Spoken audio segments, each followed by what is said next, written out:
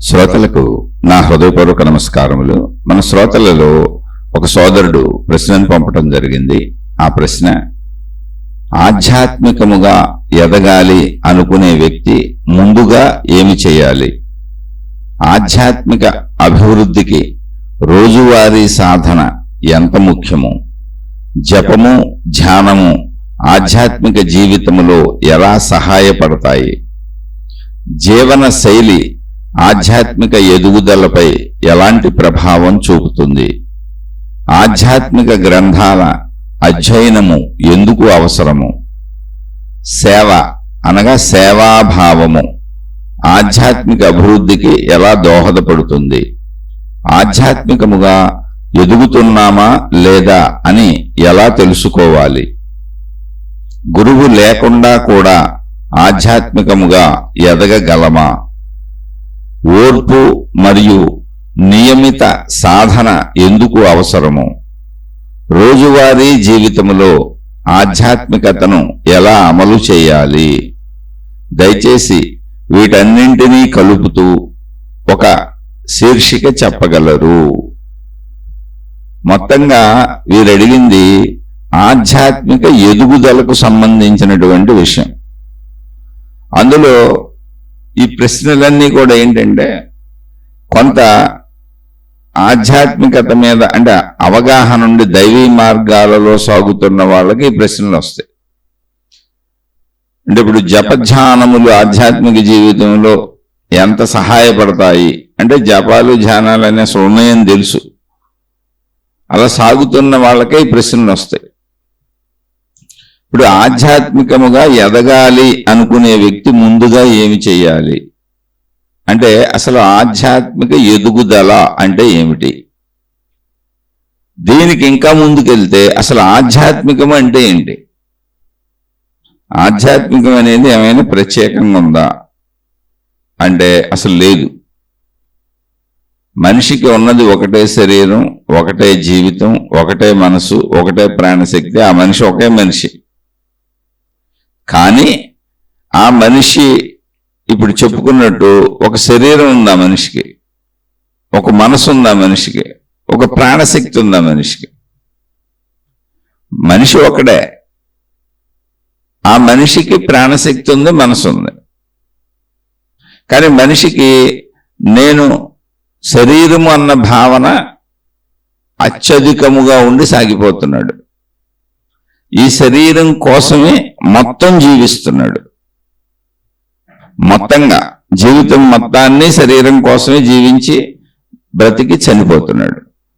చనిపోవటము అన్నప్పుడు శరీరము శిథిలమైపోవటం, నాశనం అయిపోవటం, అది మరణము అని పేరు పెట్టాం. అప్పుడు శరీరాన్ని పూర్తి చేయటం, కాల్ చేయటం చేస్తున్నాం. అంతతో ఆ వ్యక్తి లేడిక, ఇది వారు లేరు, అయిపోయింది.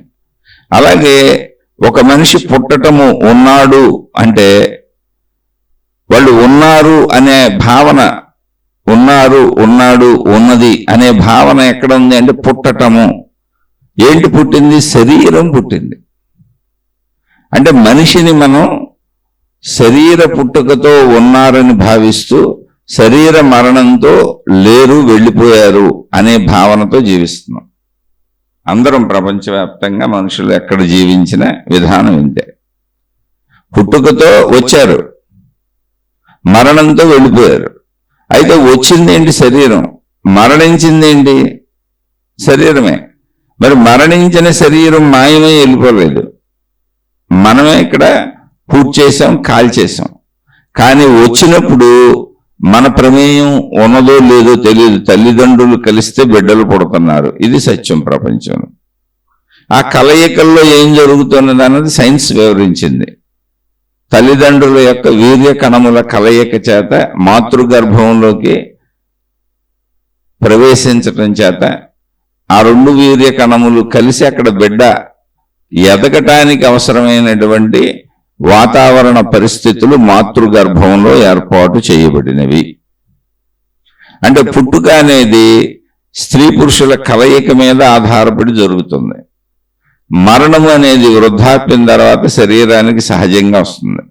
పుట్టుక నుండి మరణము వరకు శరీరము ప్రతి సెకను, ప్రతి నిమిషము, ప్రతి గంట, ప్రతిరోజు శరీరము మార్పులకు లోనవుతూ ఎదుగుతున్నది. అంటే వయసు పెరుగుతున్నది అని ఒక వయసు నిర్ధారణ పెట్టుకున్నాం మనం. ఎందుకని సెకండ్లు, నిమిషాలు, గంటలు, రోజులు, నెలలు, సంవత్సరాలు ఉన్నాయి కనుక ఆ ప్రామాణికతన కాల ప్రామాణికతన వయసు పెట్టుకున్నాం మనం. అలా ఎదుగుతూ అన్నప్పుడు శరీరము ఎదుగుతూ, వయసు పెరుగుతూ, మరణం సంభవిస్తున్నది. అంటే ఇప్పుడు పుట్టినటువంటి ఈ శరీరమునకు స్త్రీ పురుషుల కలయిక ద్వారా ఏర్పడి పుట్టుక అనే పేరుతో ఈ భూమి మీదకు వచ్చినటువంటి శరీరమునకు నిరంతర మార్పులు చెందే గుణం ఉన్నది, నిరంతరము ఎదిగే గుణం ఉన్నది. అలా ఎదుగుతూ వెళ్ళి చివరికి నశించిపోయే గుణం ఉన్నది, మరణించిపోతుంది. మరణం వరకు ఇది మార్పులు చెందుతూ కదులుతూనే ఉంటుంది. ఈ ప్రక్రియ అందరికీ అలవాటైపోయింది. అంటే ఇది అందరికీ తెలిసిన ప్రక్రియ. అలవాటైంది అంటే నా ఉద్దేశం ఇది అందరికీ తెలిసినటువంటి ప్రక్రియ. అందరూ దీని ప్రకారమే జీవిస్తున్నాం. ఇది మనకు అర్థమైన ప్రక్రియ. దీనిని భౌతికము అన్నారు. భౌతికము అంటే తెలిసిన విషయము. అంటే దానికి ప్రత్యేకంగా మనం ఏదో సాధనలు చేసి తెలుసుకోవలసిన అవసరత లేదు, సహజంగా తెలుస్తుంది. ఇక్కడ అది భౌతికము అంటే అలా తెలుస్తున్నది, అర్థమవుతున్నది, కంటికి కనపడేది, చెవికి వినపడేది, నాలుకకు రుచి దొరికేది, ముక్కుకు వాసనకు అందేది, చర్మమునకు స్పర్శలకు అందేది, తల నుంచి కాలి వరకు. ఇవన్నీ భౌతికము. కంటి ముందు సహజంగా దృశ్యాలు కనపడతా ఉంటాయి. అలా మనకి అప్రయత్నముగా మన శరీరము ద్వారా మనం తెలుసుకోగలిగినటువంటి విషయాలన్నింటినీ, మన శరీరము ద్వారా మనం తెలుసుకొని చేయగలిగినటువంటి విషయములన్నింటినీ భౌతికము అన్నారు. అది సహజంగా జరిగిపోతుంది. కాబట్టి మనిషి పుట్టుక నుంచి మరణం వరకు ఉండే జీవితం అంతా కూడా భౌతికము. అంటే శరీరం అనేది పుట్టింది, శరీరం అనేది ఇక్కడ కొంతకాలం ఉన్నది. దానికి సహజ ఆయువు 100 అన్నారు. 100, 90, 80, 70, 60 నిర్ధారించిన ఆయువు అయితే లేదు. 100 అనేది ఏంటంటే మ్యాక్సిమం చెప్పారు. అంతకు మించి పైకి వెళ్ళడం అనేది లేదు, ఛాన్స్ లేదు అని. ఈ లోపల మరణం ఎప్పుడైనా సంభవించవచ్చు, ఎందుకంటే దానికి నిర్ధారణ సమయమే లేదు. ఒక్కొక్కసారి మాతృ గర్భంలోనే చనిపోవచ్చు. అసలు పిండం తయారవుతున్నప్పుడే అబార్షన్లని, పిండ దశలోనే, పిండం తయారవకముందే చనిపోవచ్చు, పిండం తయారైనాక చనిపోవచ్చు, బిడ్డ తయారవుతూ చనిపోవచ్చు. ఏ నిమిషం, ఏ సెకండ్ అయినా ఆయువుకి నిర్ధారణ లేదు, చనిపోవచ్చు లేదా బ్రతకొచ్చు. బ్రతికితే 100 సంవత్సరాలు మ్యాక్సిమం అంతే. ఇది భౌతిక జీవితం. ఇది అందరికీ తెలుసు. ఇందులో పెద్ద విశేషాలు ఏమి లేవు. దాని పేరు ఇప్పుడు ఇది విశేషాలు ఏమి లేవు కదా, అందుకనే అలా సాగుతూ తెలుస్తున్న దానికి మనం అన్ని పేర్లు పెట్టి, పేర్ల ద్వారా విషయాలను అవగాహన చేసుకోవటానికి భాషలు ఏర్పరచుకున్నాం, పేర్లు పెట్టుకున్నాం. అసలు భాషలు అలా వచ్చినాయి, పేర్లు అలా వచ్చినాయి. కలిసిమెలిసి బతకాలి కనుక, ఒకళ్ళు చెప్పేది ఒకళ్ళకి అర్థం అవ్వాలి కనుక మానవ జాతి భాషలు తయారు చేసుకుంది. అలాగే జంతు జాతిలోను, పక్షి జాతిలోను కూడా అవన్నీ ఒకదానికి కూడా అర్థమవుతూ ఉంటాయి. వాటి పరంగా అవి మాట్లాడుకుంటూ ఉంటాయి. ఇలా మానవులు మాట్లాడుకోవడానికి భాషలు ఏర్పాటు చేసుకున్నారు. ఆ భాషల్లో ఈ తెలుస్తూ జీవించబడుతున్న జీవితాన్ని భౌతికము అని పిలిచారు. ఓకే, అయిపోయింది. భౌతికం అంటే ఇంతే. ఇంకా మన తల్లిదండ్రులు, మనకు తెలిసేవన్నీ భౌతికము. అటు ప్రపంచం కానీ, ఇటు మనం కానీ. ఇదే జీవితం. ఇలా మనిషి జీవించి చచ్చిపోవడాన్ని భౌతిక జీవితం అంటారు. అలా జీవించి చచ్చిపోయే లోపుగా మనిషి తనకు అవసరమైనటువంటి పంచేంద్రియ సుఖాల కోసం, తన తిండి తెప్పలో బ్రతకడం కోసం తనకు తోచిన విధంగా తనకు తెలిసినవి చేసుకుంటూ పోతా ఉంటాడు. అది మంచి కావచ్చు, చెడు కావచ్చు. దాని నుంచి వచ్చే ఫలితాలు అనుభవిస్తూ ఉంటాడు. సుఖాలు కావచ్చు, దుఃఖాలు కావచ్చు. మరణం వరకు జరిగేది ఇంతే. ఇదంతా అందరికీ తెలిసిన జీవితమే. అందరూ ఇలాగే బతుకుతారు, ఇలాగే బతకాలి కూడా. ఇంకో దారి లేదు అసలు. ఇదంతా సత్యమే. కానీ ఇది భౌతిక సత్యము. ఇది అసత్యమేం కాదు, భౌతిక సత్యము. భౌతిక సత్యము అంటే ఏంటి? నాకు తెలుస్తూ జరుగుతున్న విషయం, ఇది అందరికీ తెలిసిన సహజ సామాన్య విషయం. మరి ఆధ్యాత్మికము అంటే ఏమిటి? చెప్పే పేర్లు మాత్రమే చెబుతున్నాం. భౌతికం అనేది పేరు. ఆధ్యాత్మికము అంటే ఏమిటి అన్నప్పుడు అదే మనిషి శరీరంతో జీవిస్తున్నప్పుడు, అదే మనిషి పుట్టి మరణం వరకు శరీరంతో జీవిస్తున్నప్పుడు, పుట్టినటువంటి బిడ్డలో శరీరము ఉన్నది, ప్రాణశక్తి ఉన్నది. ప్రాణం లేకపోతే మనిషి చనిపోయాడు అంటున్నాం, చనిపోయిన బిడ్డ పుట్టింది అంటున్నాం. ఆ ప్రాణశక్తి ఏంటో మనకు తెలియదు.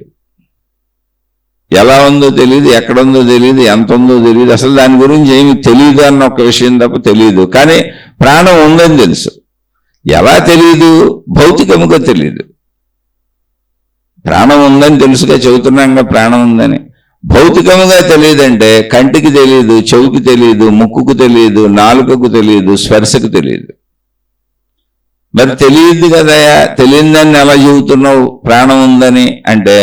ప్రాణం పోవటం అనే ప్రాసెస్లో భౌతికముగా మనం చూస్తూ జీవిస్తున్నాను నేను అని అనుకుంటున్నా, పుట్టాను నేను, జీవిస్తున్నాను నేను, మరణించాడు అతను అనుకుంటున్న శరీరం ఏదున్నదో అది అక్కడే ఉంది, చనిపోయినప్పుడు అక్కడే ఉంది.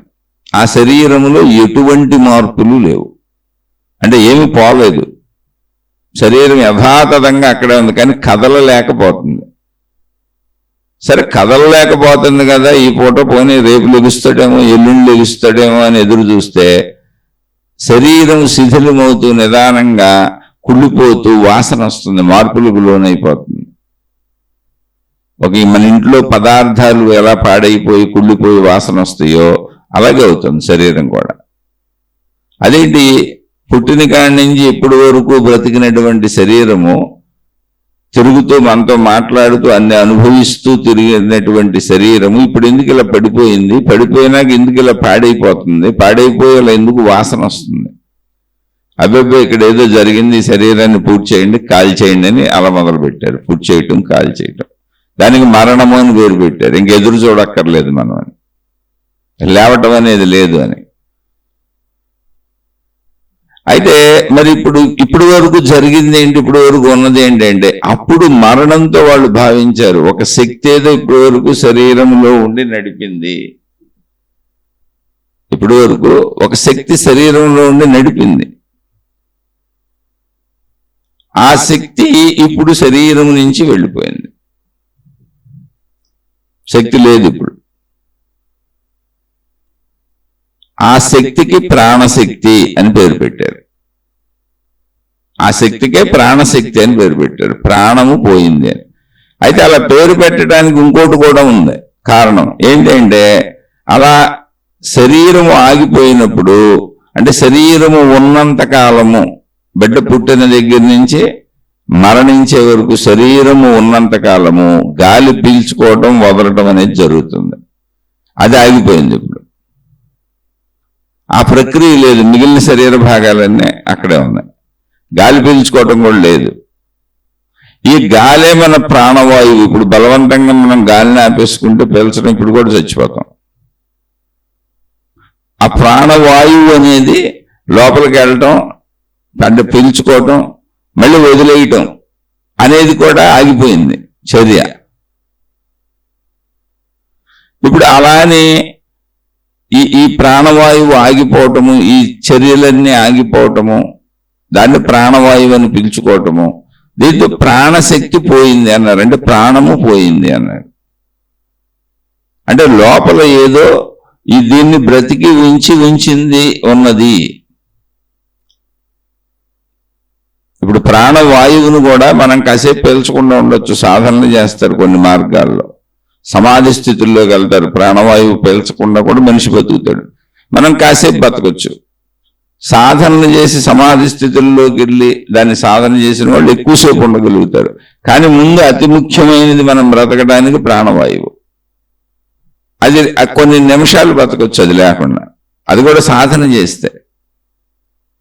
ఇంకా సాధన చేసి సమాధి స్థితులకు వెళ్తే ఎన్ని రోజులైనా ఉండొచ్చు అటువంటి స్థితి ఉన్నది అని కొంతమంది నిరూపించి చూపించారు. అటువంటి ప్రయత్నాలు అసలు అనవసరం, దానివల్ల ఉపయోగం లేదు.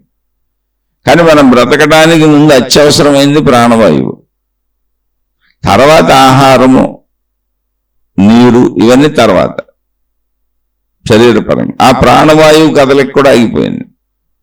ఈ ప్రాణవాయువుని పోని నేను పీల్చుకుంటున్నానా, నేను ప్రయత్నించి పీల్చుకొని వదిలేస్తున్నానా అంటే మనం గాఢ నిద్రపోయినప్పుడు కూడా ప్రాణవాయువు లోపలికి వెళ్ళి బయటకు వస్తుంది. అంటే శరీరములో ఆటోమేటిక్ మిషన్ లాగా అది పనిచేయటానికి అవసరమైనటువంటి శక్తి ఏదో ఉంది. నిద్రపోయినప్పుడు కూడా ప్రాణవాయువుని పీల్చుకుంటుంది, వదిలేస్తుంది. ఆ శక్తి ఇప్పుడు లేదు. అదే ప్రాణశక్తి అని పేరు పెట్టారు. దానికి శక్తి అన్నారు, ప్రాణము అన్నారు, ప్రాణశక్తి అని మనం పిలుచుకుంటున్నాం. అయితే ఈ ప్రాణం ఇప్పుడు మనం బ్రతుకున్నాం కదా, ఎలా ఉన్నది ఎక్కడున్నది తెలియదు. కానీ ఉన్నదని తెలుసా తెలీదా? తెలుసు. ఎందుకని మరణంతో మరి అదే నిరూపణ అవుతున్నది. కానీ నేను గాఢ నిద్రపోయినప్పుడు కూడా, నా ప్రయత్నం లేనప్పుడు కూడా నేను ఊపిరి పీల్చుకుంటున్నాను. అక్కడ నా ప్రయత్నమే లేదు. దానంతటది నా శరీర అవయవాలన్నీ లోపల పనిచేస్తున్నాయి. అక్కడ నా ప్రయత్నమే లేదు. మెలకువలో కూడా గుండు కొట్టుకుంటుంది, కిడ్నీలు పనిచేస్తున్నాయి, లోపల అన్ని ఫంక్షనింగ్ కరెక్ట్గా జరుగుతుంది. అంటే లోపల ఈ శరీరాన్ని నడపడానికి అవసరమైనటువంటి ఒక శక్తి చర్య ఏదో ఉన్నది అని భావించుకున్నారు. దానికి ప్రాణశక్తి అని పేరు పెట్టారు. ఇప్పుడు ఆ ప్రాణశక్తి ఎలా ఉన్నది నాకు తెలియదు. ఎందుకని తెలియదు అంటే, నేను కంటితో చూస్తే తెలుసని చెబుతాను, చెవితో వింటే తెలుసని చెబుతాను, ముక్కుతో వాసన చూస్తే తెలుసని చెబుతాను, నాలుకతో రుచి చూస్తే తెలుసని చెబుతాను, చర్మానికి స్పర్శ తెలిస్తే తెలుసని చెబుతాను. శబ్ద, స్పర్శ, రూప, రస, గంధములు. రసం అంటే రుచి, గంధం అంటే వాసన. ఈ 5 రకములుగానే నేను విషయములను గ్రహించగలను. నాకు తెలుసు అంటే మానవుడుగా నాకు తెలిసింది ఇది, నా శరీర నిర్మాణమును బట్టి. ప్రాణశక్తి నాకు ఎలా ఉందో తెలియదు, ఎక్కడుందో తెలియదు, కానీ ఉంది అని తెలుస్తుంది. ఎందుకని మరణం నిరూపణగా ఉంది, నిద్ర నిరూపణగా ఉంది. నిద్రలో అసలు నా ప్రయత్నమే లేదు, అంత మిషన్ దాని అంతరేది పనిచేస్తుంది. అలాగే మెలకువలో కూడా నేను తీసుకున్న ఆహారం కానీ, మలమూత్ర విసర్జనలు కానీ, శరీరము లోపల పనితీరు అసలు నాకు తెలియదు, నేను పని చేయించుకోవట్లేదు, నా ప్రమేయం ఏం లేదు, దానంతటా అదే సాగుతుంది. బయటవే నేను చేసుకున్న ఆహారం తెచ్చుకోవటం, నేను సుఖపడటానికి, చూడటానికి, వినటానికి, తాగటానికి, శారీరక సుఖాలకి, ఇలా బయట ప్రపంచం నుంచి నేను ప్రయత్నించి తెచ్చుకుంటున్నాను తప్ప లోపలదంతా నాకు దానంతటా అదే జరిగిపోతుంది. నా ప్రమేయం అసలు ఏం లేదు, నాకు తెలియదు కూడా. అలా సాగుతున్నటువంటి లోపలే ఉండి ప్రాణశక్తిగా ఈ శరీరాన్ని నిలిపి ఉంచిన శక్తి ఏదున్నదో అది ఉన్నది అని తెలుస్తున్నది. కానీ ఎలా ఉన్నదో తెలియట్లేదు, ఎక్కడుందో తెలియట్లేదు, ఎంత ఉందో తెలియట్లేదు. మరి ఉన్నదని ఎలా తెలుస్తున్నది అంటే, లోపల నాకు అనిపిస్తున్నది.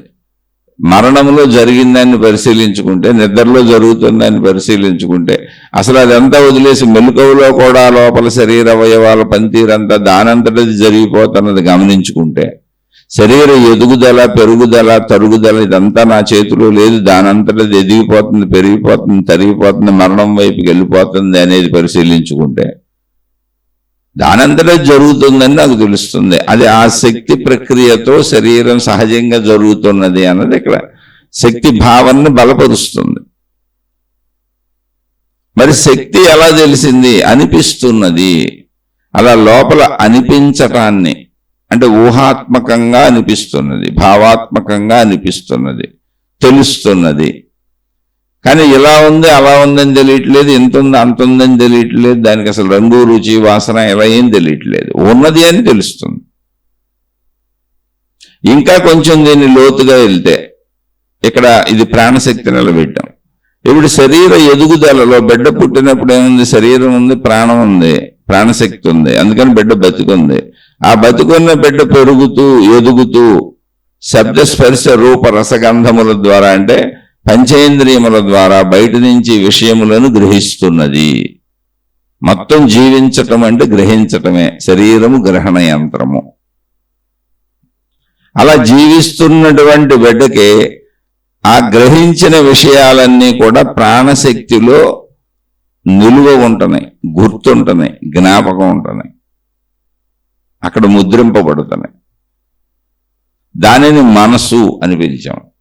ఆ జ్ఞాపక శక్తి ఏది ఉందో అంటే శక్తిలో ఇవి కలిసినప్పుడు, గ్రహించబడిన విషయాలన్నీ శక్తితో కలిసినప్పుడు అవన్నీ అక్కడ జ్ఞాపకాలుగా ఉండిపోయినాయి.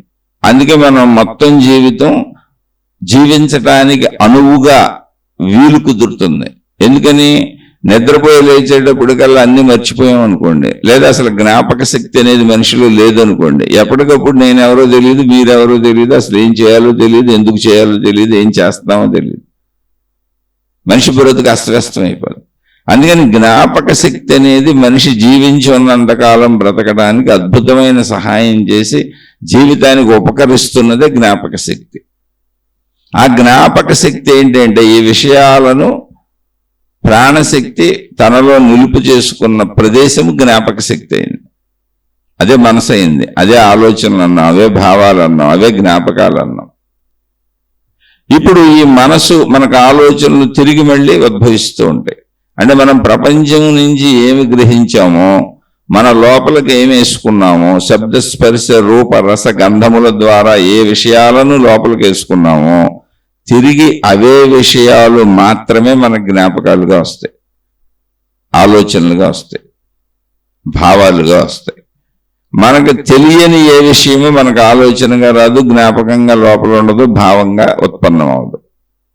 ఇది బాగా గుర్తుపెట్టుకోవాలి. మనసు అంటే ఈ మొత్తం జ్ఞాపకాలు కానీ, భావాలు కానీ, ఆలోచనలు కానీ అన్నీ కలిపితే మనసు.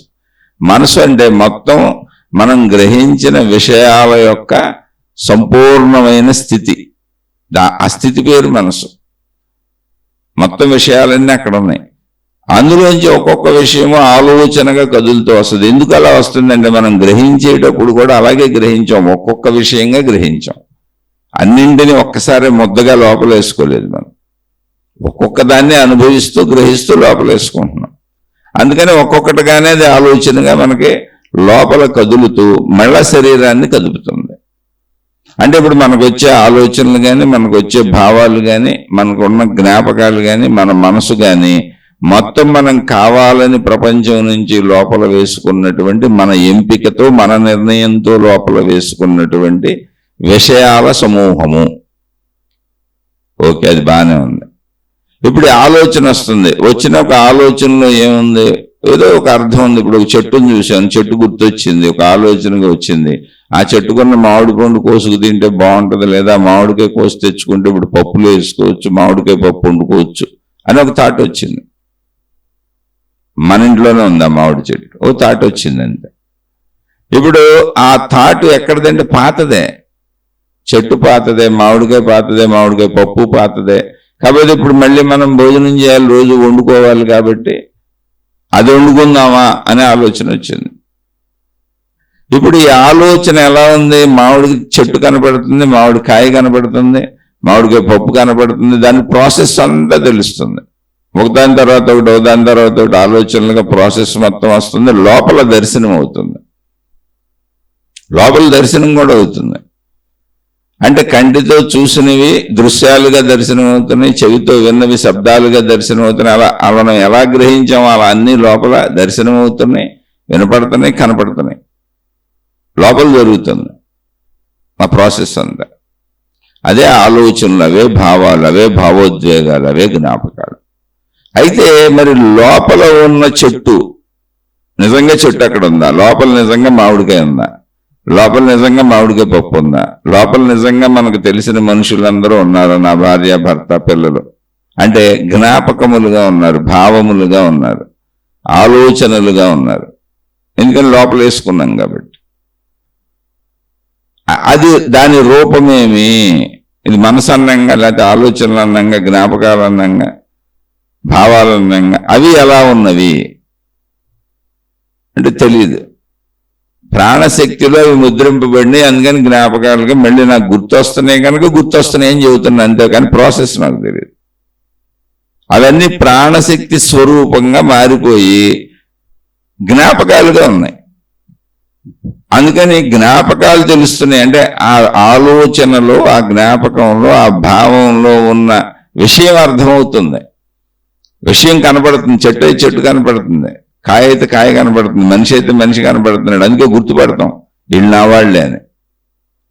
మనకు సంబంధించిన అన్ని, మనకు తెలిసిన అన్ని వస్తువులు, విషయాలు, ప్రదేశాలు అన్ని గుర్తుపట్టడానికి కారణం ఏంటంటే అవి ఆల్రెడీ ఇంతకుముందు తెలిసి ఇప్పుడు లోపల కనపడుతున్నాయి. లోపల కనపడినప్పుడు, బయట ఎదురుపడినప్పుడు రెండు మ్యాచ్ అయి గుర్తుపడుతున్నాం. అవును, లోపల ఉన్నది బయట కనపడుతుంది. ఇప్పుడు భార్య వచ్చింది, లోపల ఉన్న భార్యతో బయట ఉన్న భార్యని మైండ్ కంపేర్ చేసేసుకొని అవును నా భార్య, నా భర్తే, నా పిల్లలే అంది. కానీ దానికి టైము సెకండ్లో కోటో వంతు కూడా పట్టి ఉండదు. అందుకని ఆ స్పీడ్ మనకు తెలియట్లా అంతే. కానీ అది గుర్తించడమే జరుగుతుంది. ఎందుకని కొత్త వ్యక్తిని చూడండి, మీరు లోపల లేని కొత్త వ్యక్తిని మీరు గుర్తించలేరు. ఎవరు మీరు అని అడుగుతారు. ఎందుకని మీ లోపల లేరు. ఇప్పుడు వాళ్ళు ఎవరో చెబితే మీరు లోపల వేసుకుంటారు. ఇప్పుడు ఈసారి వచ్చినప్పుడు గుర్తిస్తారు. అలా విషయమైనంతే, మనుషులైనంతే. అయితే ఇవన్నీ ఎలా ఉన్నవి, లోపల ఉన్నవన్నీ ఎలా ఉన్నవి, ఎలా ఉన్నవో తెలీదు. నేను లోపల వేసుకున్నటువంటి రూపురేఖలు తెలుసు, దృశ్యాలు తెలుసు, శబ్దాలు తెలుసు, వాసనలు తెలుసు, రుచులు తెలుసు, స్పర్శలు తెలుసు, అలా తెలుసు. కానీ అవి ఎలా ఉన్నవి, ఏ రూపంలో ఉన్నవి, ఎక్కడ ఉన్నవి, ఎంత ఉన్నవి తెలీదు. అలానే ఇంకో అద్భుతమైన విషయం ఏంటంటే ఈ మనసు లేదా ఈ ప్రాణశక్తి శక్తి సామర్థ్యములు ఎంత, దాని విస్తృతి ఎంత అంటే ఒక మనిషిగా నేను ఉండేది 6 అడుగులు అనుకోండి, అడ్డం ఒక 2 అడుగులు అనుకోండి, ఇంతే నా సైజు. ఇందులో ఇన్ని పడతాయా? మనసులో ఎన్నైనా పడుతున్నాయి. పుట్టిన దగ్గర నుంచి ఇప్పుడు వరకు గ్రహించినన్ని. మనసులో ఒక రైలు ఉంది, విమానం ఉంది, బస్సులు ఉన్నాయి, వాహనాలు ఉన్నాయి, మనుషులు ఉన్నారు. అసలు 6-2లో ఇన్ని ఎలా పడతాయి? 6-2లో ఒక మనసు ఉందనుకుంటే, ఓ శక్తి, ప్రాణశక్తి అనే మనసు ఉందనుకుంటే, ప్రాణశక్తిలో తయారైన మనసు ఉందనుకుంటే, ఆ మనసు శక్తి స్వరూపంలో ఉందనుకుంటే, అది నా ప్రాణశక్తి అనుకుంటే, ఆ ప్రాణశక్తి నా లోపల ఉందనుకుంటే, 6-2లో ఉన్న 6-2 సైజులో ఉన్న నా శరీరములో అందులో ఉన్న ప్రాణశక్తులు ఇన్ని ఎలా పడతాయి? అసలు ఎన్ని విషయాలైనా పడుతున్నాయిగా అందులో జ్ఞాపకాలుగా. ఆ పట్టినవి బరువు కానీ ఇరుకు కానీ ఎక్కడ లేదు. ఎన్ని విషయాలు ఇంకేస్తున్నా పట్టదు అనేటువంటి సమస్య లేదు. ఎన్ని విషయాలు ఇంకా లోపలికి తీసుకుంటున్నా బరువు అయిపోయిందనే సమస్య కూడా లేదు.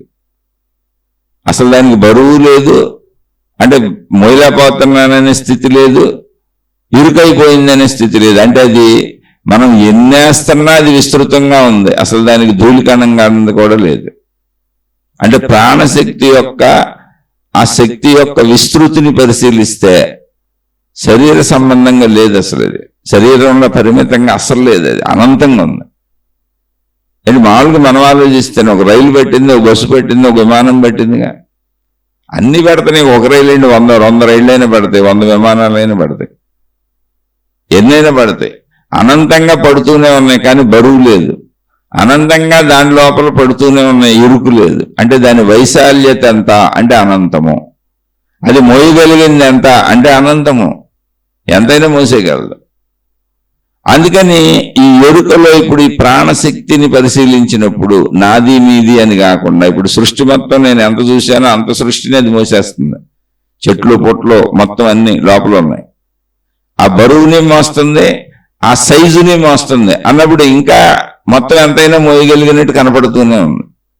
అందుకని దాన్ని చెప్పదలిచినప్పుడు, ఆ శక్తిని చెప్పదలిచినప్పుడు అది ఎంత అంటే అనంతము అని చెప్పారు.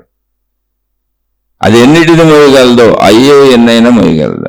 ఎన్నైనా అంటే ఎన్నైనా అనంతం, నో లిమిట్. లిమిట్ అనేది అసలు దానికి లేదు, లిమిట్లెస్ ఎనర్జీ.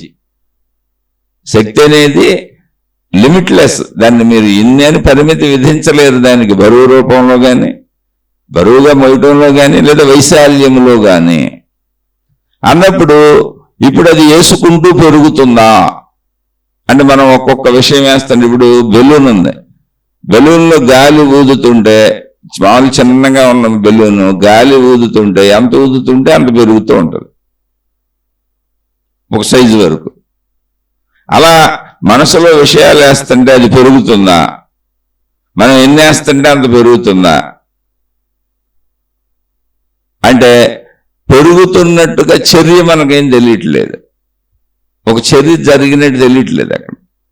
అప్పుడు ఒకవేళ మనం వేస్తుంటే పెరుగుతుంది అనుకోండి, ఇప్పుడు శరీరం ఉంది పెరుగుతుంది, శరీరం పెరుగుతున్నప్పుడు శరీర బరువు మనకే తెలుస్తుంది. మనం లావు అవుతున్నాం అనుకోండి, శరీర బరువు మనకే తెలుస్తుంది. నా బరువు నేనే మోయలేకపోతున్నాను, దానికి మోకాళ్ళ నొప్పులు కాళ్ళ నొప్పులు అన్నీ అంటున్నారు. కానీ మనసులో అలా ఏం వేస్తున్నా అసలు ఏమీ తెలియట్లేదు, అది పెరుగుతున్నట్టు తెలియట్లేదు, తరుగుతున్నట్టు తెలియట్లేదు.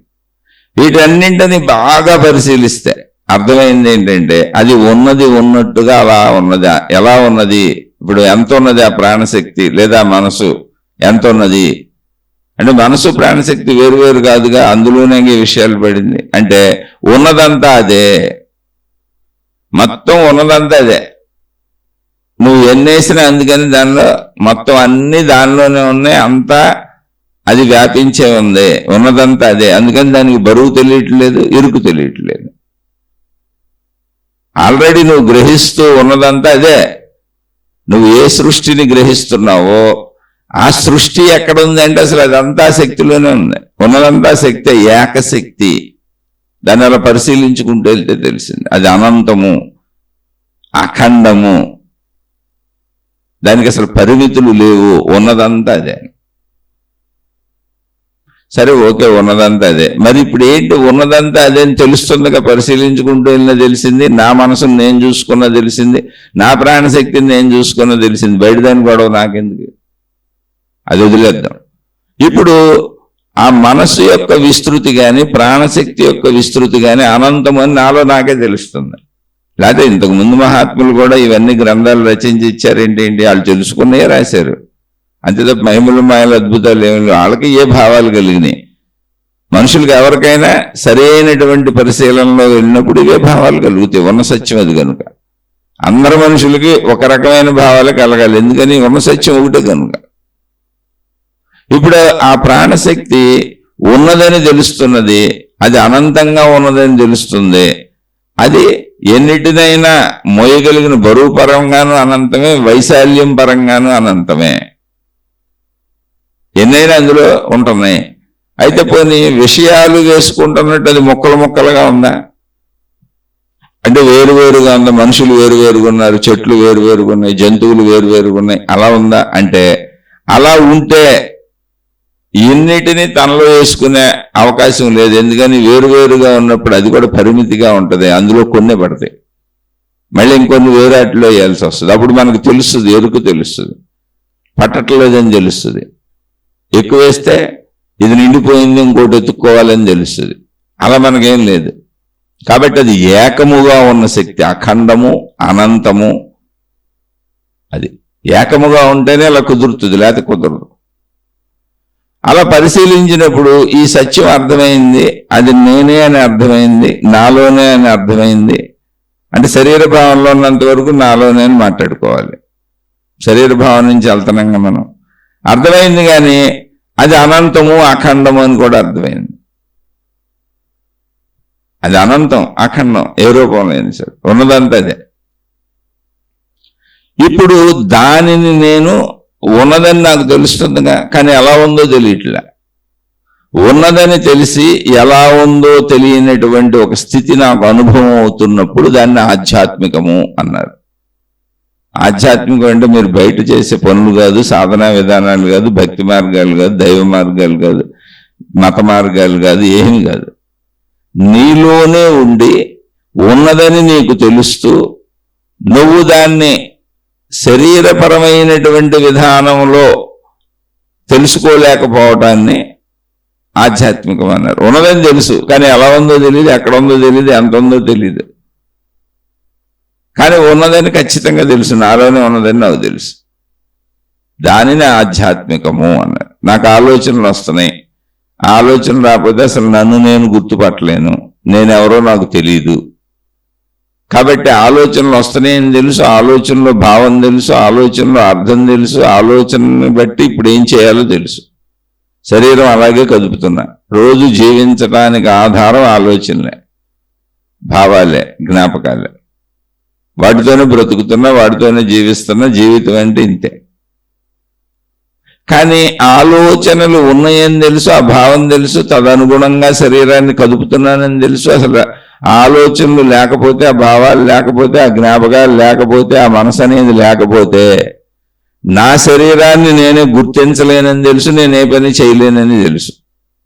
అసలు నాకు స్పృహ ఎరుక లేని స్థితి అయిపోద్ది. తెలుసు ఇదంతా నాకు పరిశీలించుకుంటే. కానీ ఆలోచన ఎలా ఉందో తెలియదు, ఎక్కడుందో తెలియదు, ఎంత ఉందో తెలియదు.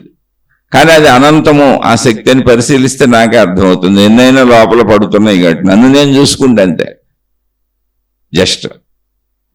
కాబట్టి అలా నాలోనే ఉన్నదని తెలిసి, అది కూడా నాకు సంబంధించిందే అని తెలిసి, కానీ దాని పూర్వాపరాలు, దాని యొక్క పూర్తి అనుభవం నాకు లేని స్థితిని ఆధ్యాత్మికత అన్నాడు. శరీరములో పూర్తి అనుభవం ఉంది. ఈ శరీరం నేనని తెలుసు, అది అనుభవించే విషయాలు తెలుసు, చూసేది తెలుసు, వినేది తెలుసు, అన్ని తెలుసు. అనుభవాలు కూడా తెలుసు, అనుభవిస్తున్నాగా. ఆహార పదార్థాలు తెచ్చుకు తింటున్నా, రుచుల అనుభవమేగా. కంటితో దృశ్యం చూసా, దృశ్యం అనుభవమేగా. చెవితో శబ్దం విన్నా, శబ్దం అనుభవమేగా. చర్మానికి చక్కటి చల్లటి గాలి తగిలింది, అనుభవమేగా. లేదా వెచ్చటి గాలి తగిలింది, అనుభవమేగా. స్పర్శలన్నీ అనుభవమేగా, వాసనలన్నీ అనుభవమేగా. ఇవి అనుభవాలు. అనుభవాలు అంటే ఏంటి? నేను ఇప్పుడు అనుభవించాను, అవి ఇలా ఉన్నవని నాకు పక్కాగా తెలుసు, అందరికీ తెలుసు, సహజంగా తెలుసు. అలా సహజంగా అనుభవంగా తెలుస్తున్న దాన్ని భౌతికం అన్నారు. ఉన్నదని తెలిసి అనుభవంగా లేనటువంటి నాలోని నా విషయాన్ని ఆధ్యాత్మికం అన్నారు. కేవలం పేర్లు ఇవి. అంతే తప్ప ఆధ్యాత్మికత దైవీ మార్గం కాదు, మత మార్గం కాదు, గురు మార్గం కాదు. అసలు బయట మీరు చేసేది ఏది ఆధ్యాత్మికం కాదు. ఆధ్యాత్మికం అంటే నాలోనే, మనలోనే ఉన్న శరీరపరంగా మనం ఎలా అనుభవాలు పొందుతున్నామో అలా అనుభవం పొందలేక, ఆ అనుభవం తెలియక, కానీ నాలోనే ఉందని నాకు తెలుస్తున్న నా మనసు, నా ఆలోచన, నా జ్ఞాపకం, నా భావం, నా ప్రాణశక్తి అన్నీ ఒకటే. ఆ ప్రాణశక్తిలోనే ఇవన్నీ ఉన్నాయి. అది నాదే అయిన అంశం. అది లేకపోతే, ఇప్పుడు ప్రాణశక్తి లేకపోతే చచ్చిపోయాడని పూర్తి చేసి కాల్చేస్తున్నారు. మనసు లేకపోతే అసలు ఈ నిమిషం నేనేమీ చేయలేను. అసలు నేనెవరో కూడా నాకు తెలియదు. అంటే ఆ భౌతికం అనేటువంటి ఈ శరీరంతో నేను అనుభవాలు ఈ ప్రపంచంలో పొందాలి అంటే, అసలు సంచరించాలి అంటే ఆ ప్రాణశక్తి ఉండాలి, నేను బతుకుండాలి. రెండు, నేను ఇక్కడ అన్నింటినీ గుర్తించగలగాలి అంటే మనసు ఉండాలి, ఆలోచన పుట్టాలి, భావం కదలాలి, లేకపోతే నేను ఏమి చేయలేను. అంటే ఇప్పుడు ఏమైంది? భౌతికం, అసలు నా భౌతికం అనేది ఉండాలి అంటే నా ఆధ్యాత్మికమే దాన్ని ఉంచింది. నా ఆధ్యాత్మికం అంటే ఏంటి? నాలోనే ఉండి నాకు తెలియని అంశం. చాలా జాగ్రత్తగా అర్థం చేసుకోవాలి మీరు. మీరు బయటికి వెళ్ళి మతాలు, మార్గాలు, దేవుళ్ళు, గురువులు అంటే అర్థం కాదు. నేను దాన్ని తక్కువ చేయట్లా. ఇది పూర్ణంగా ఒక శరీరముతో బతుకుతున్న మనిషికి సంబంధించిన సబ్జెక్టు. మీరు స్త్రీలు కావచ్చు, పురుషులు కావచ్చు, ఎవరైనా కావచ్చు, పిల్లలు కావచ్చు, పెద్దోళ్ళు కావచ్చు. మీ లోపల ప్రాసెస్ దీన్ని చెప్పడానికి మతాలు, మార్గాలు, గురువులు వచ్చింది. అసలు మనం లేకపోతే దానికి, మనం లేకపోతే అసలు మతాలకి, మార్గాలకి విలువే లేదు. మనకి చెప్పడానికే అవన్నీ వచ్చింది. ముందు అసలు మనం పరిశీలించుకుని ఆధ్యాత్మికం, భౌతికం అంటే ఏంటో తెలుసుకుంటే అప్పుడు కరెక్ట్గా వెళ్ళొచ్చు. ఇప్పుడు ప్రతి ఒళ్ళు ఊరినే దేవుణ్ణి పూజించి ఏదో దేవుడి ఫోటోలు పెట్టుకొని ప్రార్థనాలయానికి వెళ్ళి వచ్చి మేము ఆధ్యాత్మిక జీవితం జీవిస్తున్నాం అంటారా? ఎవరు చెప్పారు అదే ఆధ్యాత్మిక జీవితం అని? ఫస్ట్ అసలు ఆధ్యాత్మికం అంటే ఏంటో తెలుసుకోండి. ఆధ్యాత్మికము అనేటువంటిది నాలోనే ఉండి, నాకు తెలుస్తూ, ఆలోచనగా ఉండి, భావంగా ఉండి, జ్ఞాపకంగా ఉండి, భావోద్వేగంగా కదులుతూ, ఆలోచనగా కదులుతూ, మనసుగా కదులుతూ, ప్రాణశక్తిగా నన్ను బ్రతికించి ఉంచినటువంటి అంశం ఏదుందో అది ఆధ్యాత్మికము. ఎందుకని? అది నాకు శరీరపరమైన అనుభవంలో దొరకట్లేదు, అనుభవం లేదు. అక్కడ అనుభవంగా దొరకట్లేదు, కానీ ఉందని తెలుసు. ఎంత ఉందని తెలుసు అంటే అది లేకపోతే అసలు నేను ఉండను, భౌతికమే ఉండదు, నా భౌతిక శరీరం ఉండదు, భౌతికంగా నేను జీవించటం ఉండదు, భౌతికంగా నేను ప్రయత్నించటం ఉండదు, భౌతికంగా నేనేం చేయలేను. ఆలోచన పుట్టలేదు, మనసు ఆగిపోయింది అనుకోండి, ఏం చేయలేను. నిద్రాస్థితిలో జరుగుతుంది అదేగా. గాఢ నిద్రపోయిన మనిషికి ఏమీ తెలియదుగా, ఏం చేయలేడుగా. మరణం అంటే అసలు ప్రాణశక్తి లేదుగా, ఇంకా శరీరాన్ని పూర్తి చేయడం, గాలి చేయటమేగా. కాబట్టి నేను భౌతికంగానే జీవించుకెళ్ళిపోతాను అనుకునే వాళ్ళందరూ కూడా జస్ట్ ఎందుకు వచ్చారో తెలీదు, ఎందుకు బతికారో తెలీదు, ఎందుకు ఇవన్నీ ఇంతకాలం జీవించారో తెలియదు, ఎందుకు చచ్చిపోయారో తెలియదు, వాళ్ళకే తెలియదు. అంటే ఒక పనికి రాని వ్యర్థ జీవితం గడిపి వెళ్ళిపోతున్నాం. అదేంటండి అలా అనేసారంటే, నాది కూడా అలా పనికిరాని వ్యర్థ జీవితం అవుతుంది. ఎందుకని తిన్నాం, తాగాం, తిరిగాం, శరీరం పెరిగింది, చచ్చిపోయింది. కానీ అసలు ఈ శరీరం నడకకే, అసలు ఈ శరీరం బ్రతకటానికి, నువ్వు ఇన్ని అనుభవించడానికి, తినడానికి, తాగటానికి, బ్రతకడానికి నీ భౌతిక చర్యలన్నింటికి నీ ఆధ్యాత్మికమే కారణం. ఆధ్యాత్మికం లేకపోతే భౌతికం బతకదు. అసలు భౌతికం ఉండదు, నువ్వు ఉండవు, నువ్వేం చేయలేవు. మనసు పని చేయకపోతే, ఆలోచన పుట్టకపోతే నువ్వేం చేయలేవు. ప్రాణశక్తి లేకపోతే నువ్వు చచ్చిపోయావు. అదే ఆధ్యాత్మికం. శక్తి ఉన్నదని నాకు తెలుసుగా, ఆలోచనలుగా ఉంది, భావాలుగా ఉంది, జ్ఞాపకాలుగా ఉందని నాకు తెలుసుగా. ఆ భావోద్వేగాలకు అనుగుణంగా మళ్ళీ నేను ఏడుస్తున్నాను, నవ్వుతున్నాను, భావాలన్నీ లోపలేగా. ఆ భావోద్వేగాలకు ఇప్పుడు కామ కోరికలు భావం పుట్టింది, అవి తీర్చుకోవటానికి ఎత్తుక్కుంటున్నానుగా. లేదా రుచులు, ఆకలి పుట్టింది, అది తినాలని ఎత్తుక్కుంటున్నాగా. లోపల పుట్టిన భావాలకాక నేను అంత ప్రయత్నించుకుంటున్నాను జీవితం అంతా. కానీ ఆ భావాలు ఎలా ఉన్నాయి, ఆలోచనలు ఎలా ఉన్నాయి, ఆ జ్ఞాపకాలు ఎలా ఉన్నాయి, ఆ శక్తి ఎలా ఉంది, ఆ మనసు ఎలా ఉంది, ఆ ప్రాణశక్తి ఎలా ఉంది. ఎందుకని ఇవన్నీ అక్కడే ఉన్నాయి, ఇవన్నీ శక్తి స్వరూపంగా ఉన్నాయి. అంటే ఉన్నవని తెలుసు, కానీ శక్తి ఎలా ఉందో నాకు అనుభవం లేదు. అదే ఆధ్యాత్మికం. అంటే కన్ఫర్మ్డ్గా ఉందని తెలుసు, అది నేనే అని తెలుసు, అది నాదే అని తెలుసు, నేను దాంతోనే బతుకుతున్నానని తెలుసు, అది లేకపోతే నా బతుకే లేదని తెలుసు. మొత్తంగా నేను అంతమైపోతానని తెలుసు, అది లేకపోతే అసలు భౌతికం ఉండదని తెలుసు. అలా తెలిసిన స్థితి అనుభవంగా లేదు, దాని పేరు ఆధ్యాత్మికం. అది నాదే, నేనే. దాని మీద ఆధారపడే భౌతికం ఉంది. కానీ నేను దాన్ని తెలుసుకోకుండా భౌతికంలో వెళ్ళిపోతున్నా. అప్పుడు ఏముంది, అసలు మూలం తెలుసుకోకుండా. ఇప్పుడు చెట్టు ఉంది, చెట్టు మూలం తెలుసుకోకుండా పైన కొమ్మలు, రెమ్మలు, ఆకులు చూసి నేను అదే చెట్టు అనుకుంటాను. చెట్టుకు వేళ్ళు ఉంటాయని అసలు నాకు తెలియదు. ఆ వేళ్ల ద్వారా చెట్టు బతుకుతుందని నాకు తెలియదు. చెట్టు కాయలు కాయటం, చెట్టు పువ్వులు పూయటం అద్భుతంగా ఉంది, మహిమలాగా ఉంది. చెట్టు ఆకులు, చెట్టు కొమ్మలు, ఇది ఎలా బతికేస్తుంది అనుకుంటున్నా. అనుకోండి, ఒకవేళ ఉదాహరణకు చెప్పాను. అలాంటి జీవితమే జీవించి వెళ్ళిపోయాడు మనిషి. ఏంటి, తన మూలం తెలుసుకోవట్లా. ఎందుకని భౌతికానికి ఆధ్యాత్మికత మూలం. అందుకని అసలు ఆధ్యాత్మికత ఏంటి ముందు తెలుసుకోండి. ఇంకా ఆధ్యాత్మికతలో ఎదగాలనుకునే వ్యక్తి ముందుగా ఏం చేయాలి? ఇప్పుడు ప్రశ్నలోకి వచ్చి ఆధ్యాత్మికత చెప్పాను, భౌతికం చెప్పాను. భౌతికం అనేది శరీరపరమైన ప్రాపంచిక జీవితంలో తెలిసిన విషయాలు, అనుభవాలన్నీ భౌతికాలు. మనలోనే ఉండే ప్రాణశక్తిగా, మనసుగా, ఆలోచనలుగా, భావాలుగా, జ్ఞాపకాలుగా, అన్నిటిగా మనలోనే శక్తి స్వరూపంగా ఉండి అనుభవము లేనటువంటి, అంటే తెలియనటువంటి, ఎలా ఉందో తెలియదు, ఎక్కడ ఉందో తెలియదు, ఎంత ఉందో తెలియదు, అనుభవం లేదు. అనుభవం లేనటువంటి నాలోని నా పూర్ణాంశం. ఎందుకంటే అది లేకపోతే భౌతికత ఉండదు. నేను నా సంపూర్ణమైన అంశం అదే, కానీ దాన్ని తెలుసుకోవట్లే నేను. ఆ పూర్ణాంశము ఆధ్యాత్మికత.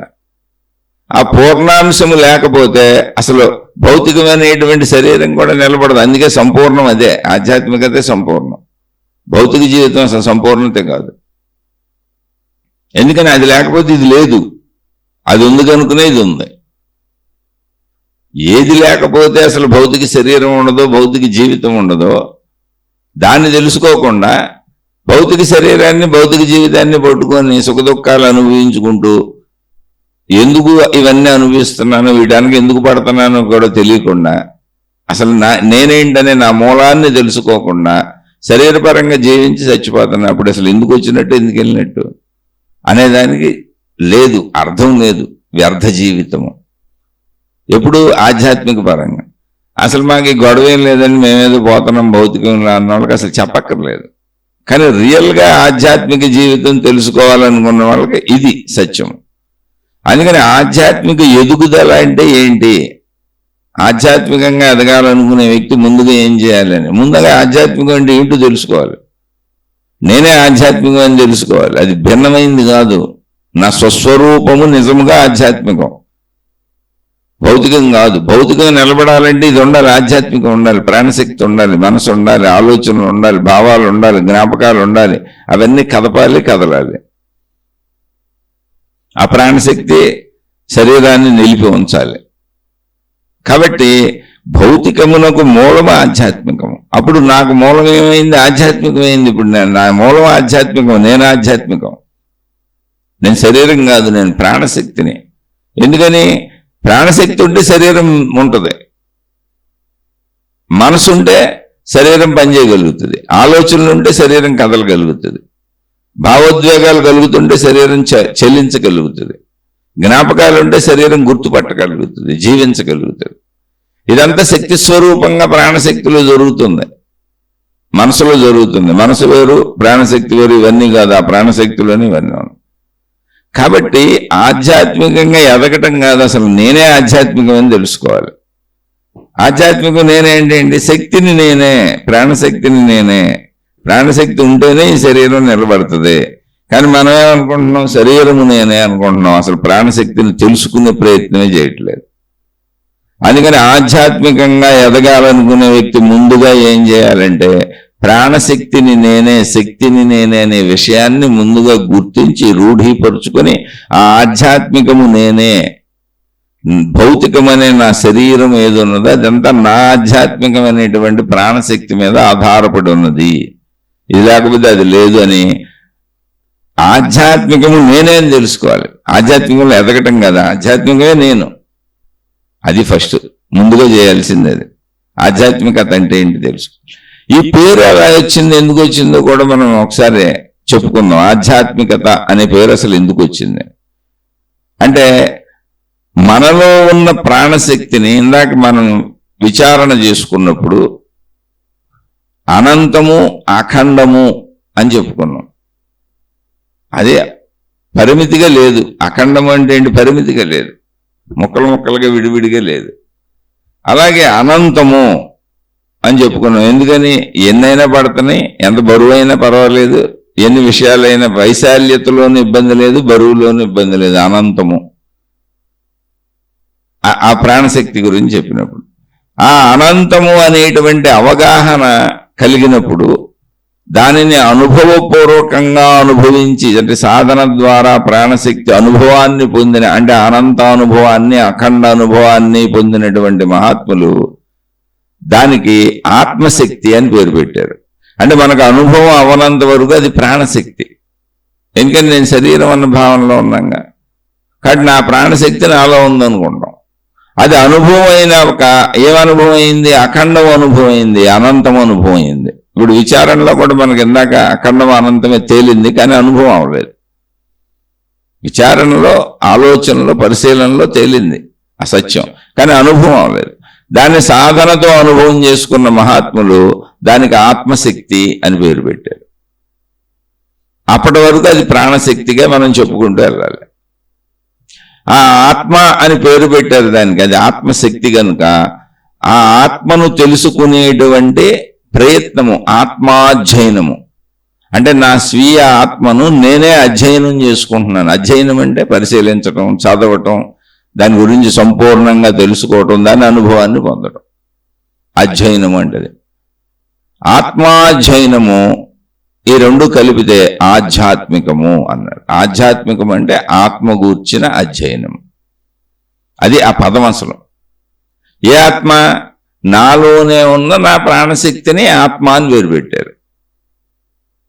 అయితే వాళ్ళు పేరు పెట్టినప్పుడు ప్రాణశక్తి అని ఒక పేరు ఉంది కదండి, మళ్ళీ ఆత్మ అని ఎందుకు పేరు పెట్టడం అంటే, వాళ్ళు పేరు పెట్టింది అఖండము అనంతము అనే స్థితిలో ఉన్న ప్రాణశక్తికి. అది అఖండము అనంతము అని మనకు అనుభవం అవ్వలేదు. ఇప్పుడు విచారణ మార్గంలో విచారణ ద్వారా తెలుసుకున్నాం తప్ప, చర్చల ద్వారా మాట్లాడుకుంటున్నాం తప్ప, చర్చించుకోవటం ద్వారా అనుభవం లేదుగా. అనుభవం అయినప్పుడు వాళ్ళకి అనంతం అనుభవం అయింది, అఖండం అనుభవం అయింది. శరీర భావన ఎగిరిపోయింది, పరిమిత భావన ఎగిరిపోయింది. అది అనుభవం అయినంత కాసేపు ఎగిరిపోయిందంటే లేదానికి అది ఉంది, కానీ అసలు అనంతం ముందు కొట్టుకుపోయింది. ప్రాముఖ్యత అనంతానికి అయిపోయింది, అఖండానికి అయిపోయింది. అందుకని ఆ స్థితికి, ఆ అనంత అఖండ భావస్థితికి ఆత్మ అని పేరు పెట్టారు.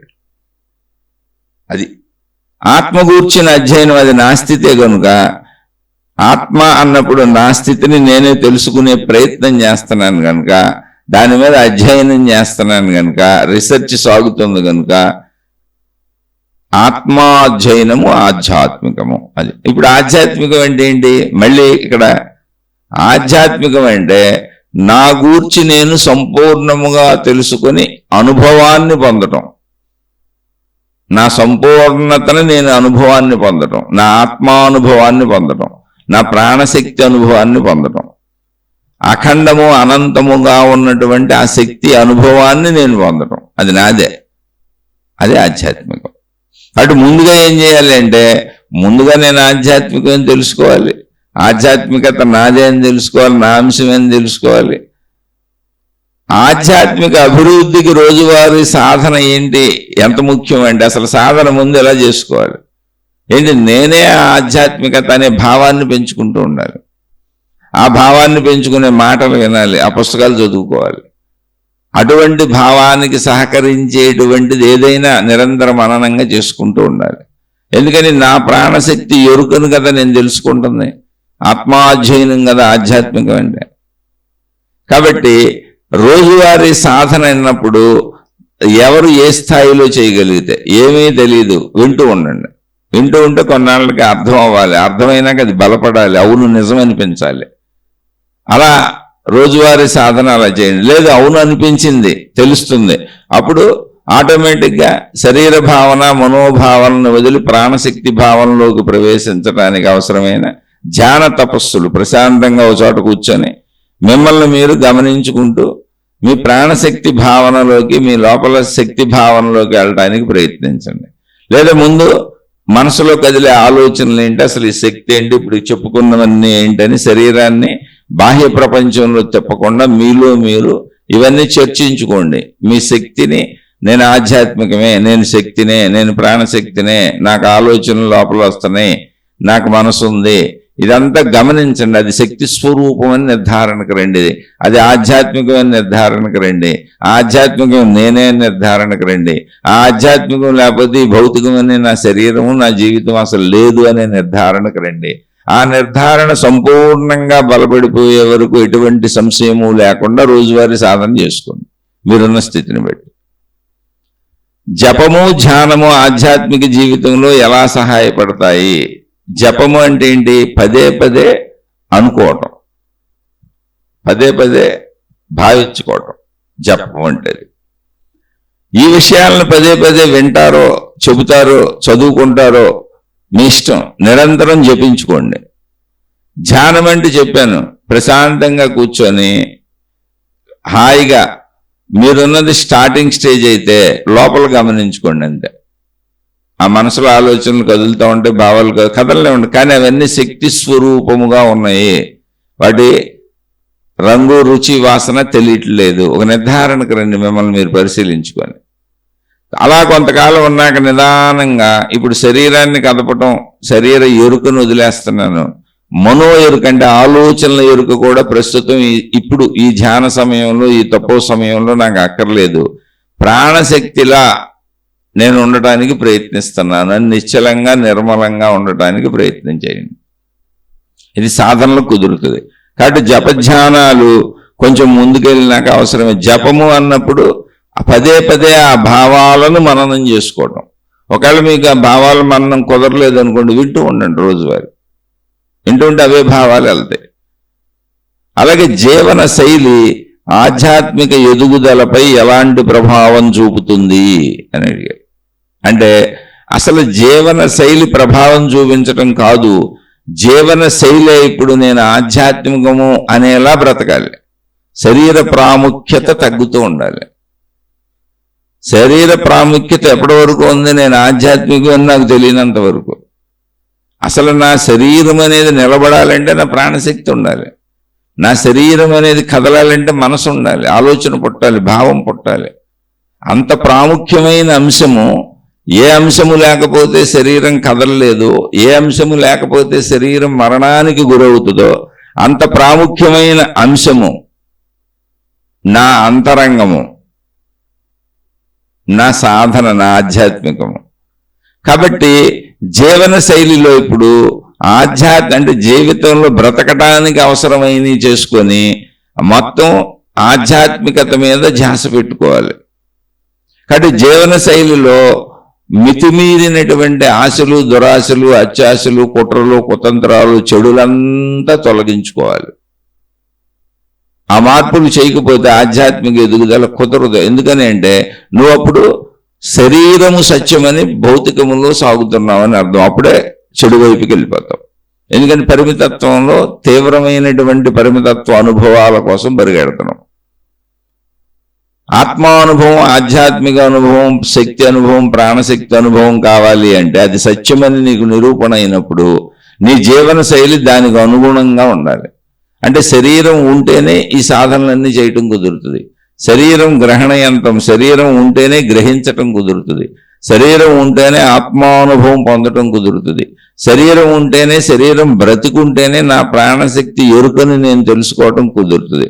కనుక శరీరాన్ని నిలిపి ఉంచుకోవటానికి అవసరమైన అన్ని చర్యలు హాయిగా చేసుకోండి, ఆనందంగా చేసుకోండి. శరీరములో ఇంద్రియములు కూర్చబడినవి కనుక ఇంద్రియ సుఖభోగములకు అవసరమైనటువంటివి కూడా అన్ని చేసుకోండి, ఆనందంగా చేసుకోండి. అలా ఇంద్రియాలను శాంతింపజేసి, అలా మనసులో పుట్టే కోరికలను శాంతింపజేసి, అలా శరీరమును మనస్సును శాంతింపజేసి ఇప్పుడు ఆధ్యాత్మికత వైపు వెళ్ళి లోపల అంతరంగములోకి వచ్చి సాధన చేసేలా జీవన శైలి ఉండాలి. అలా సమయం మిగిల్చుకోవాలి. జీవన శైలి అంటే అది. తర్వాత ఆధ్యాత్మిక గ్రంథముల అధ్యయనము ఎందుకు అవసరము అన్నారు. మనకు తెలియనటువంటి విషయాన్ని మనం తెలుసుకునే ప్రయత్నం చేస్తున్నప్పుడు పదే పదే ఇంతకుముందు ఆ అనుభవాలు పొందినటువంటి మహాత్ములు రచించినవే గ్రంథాలు. గ్రంథాలు అంటే మనకు ముందు వాళ్ళు ఆ అనుభవాలు పొందిన వాళ్ళు, ఆ మార్గ ప్రయాణం చేసిన వాళ్ళు, మనలాగా ఇప్పుడు మనం ప్రయత్నిస్తున్నట్టుగా ఆ ఆత్మాధ్యయనాన్ని చేస్తూ తమ ప్రాణశక్తిని, తమ ఆత్మశక్తిని తెలుసుకుందామని ప్రయత్నించిన వాళ్ళు అందించినవే ఆత్మజ్ఞాన గ్రంథాలు, ఆధ్యాత్మిక చదువు. మళ్ళీ మీరేదో మీకు నచ్చిన గ్రంథాలు చదువుకొని ఉపయోగపడతాయి అనుకుంటే దానికి నేను ఎటువంటి సమాధానం చెప్పలేను. మీరు ఏ గ్రంథం చదువుతున్నారో మీ భావం ఆ వైపు వెళ్ళిపోద్ది. నేను చెబుతుంది ఆధ్యాత్మికత అనేది నేనే, ఆత్మశక్తి అనేది నేనే, ప్రాణశక్తి అనేది నేనే. నా భౌతికమంతా నా ఆధ్యాత్మికం మీదే ఆధారపడి ఉంది. కాబట్టి నా సంపూర్ణత ఆధ్యాత్మికమే. అది లేకపోతే అసలు భౌతికం అనేది ఉండదు. కనుక ఆధ్యాత్మిక గ్రంథాలే చదవాలి, ఆత్మజ్ఞాన గ్రంథాలే చదవాలి. ఆ మార్గంలో బోధింపబడినటువంటి, ఆ మార్గంలో ప్రయాణించి, ఆ మార్గ ప్రయాణం ఎలా ఉంటుందో అనుభవించి మొత్తం జీవన్ముక్త స్థితిని పొందినటువంటి మహాత్ములు, మహనీయులు అందించినటువంటి ఆత్మజ్ఞాన గ్రంథాలు చదువుకుంటే మనలో మనం ఎలా పరిశీలించుకోవాలి, ఎలా మనం గమనించుకోవాలి, చూసుకోవాలి. భౌతిక జీవితంలో ఎలా అనిపిస్తుంది, ఆధ్యాత్మికంలో ఎలా అనిపిస్తుంది, భౌతిక జీవితం ఎంతవరకు గడపాలి, ఆధ్యాత్మిక జీవితంలో సాధన ఎలా చేసుకోవాలి, ఇవన్నీ ఆ గ్రంథాల అధ్యయనం వలన మనలో బలపడతాయి. ఆ గ్రంథాలు ఈ జ్ఞానాన్ని బలపరుస్తాయి. కాబట్టి అధ్యయనం అది, ఆత్మాధ్యయనంలో భాగంగా గ్రంథాధ్యయనం అది అవసరం. అది మనకు ఉపయోగం. ఇప్పుడు సేవాభావం ఆధ్యాత్మిక అభివృద్ధికి ఎలా దోహదపడుతుంది? సేవాభావం, సేవ అంటే రోజు చెబుతాను, ప్రతి శీర్షికలో చెబుతాను, మంచిగా ఉండండి, మంచిగా ఉండండి అని.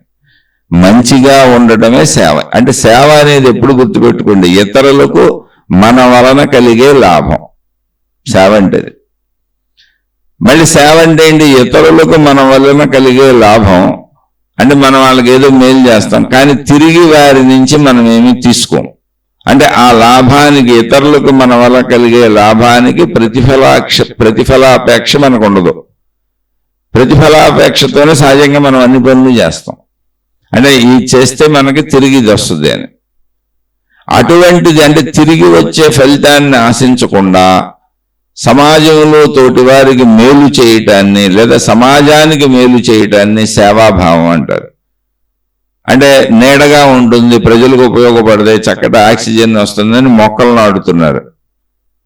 మన ఇంట్లో కాదు, ఎక్కడ పడితే అక్కడ నాటుతున్నారు. వాళ్ళకి సమయం ఉంది, మొక్కలు బతికిస్తున్నారు.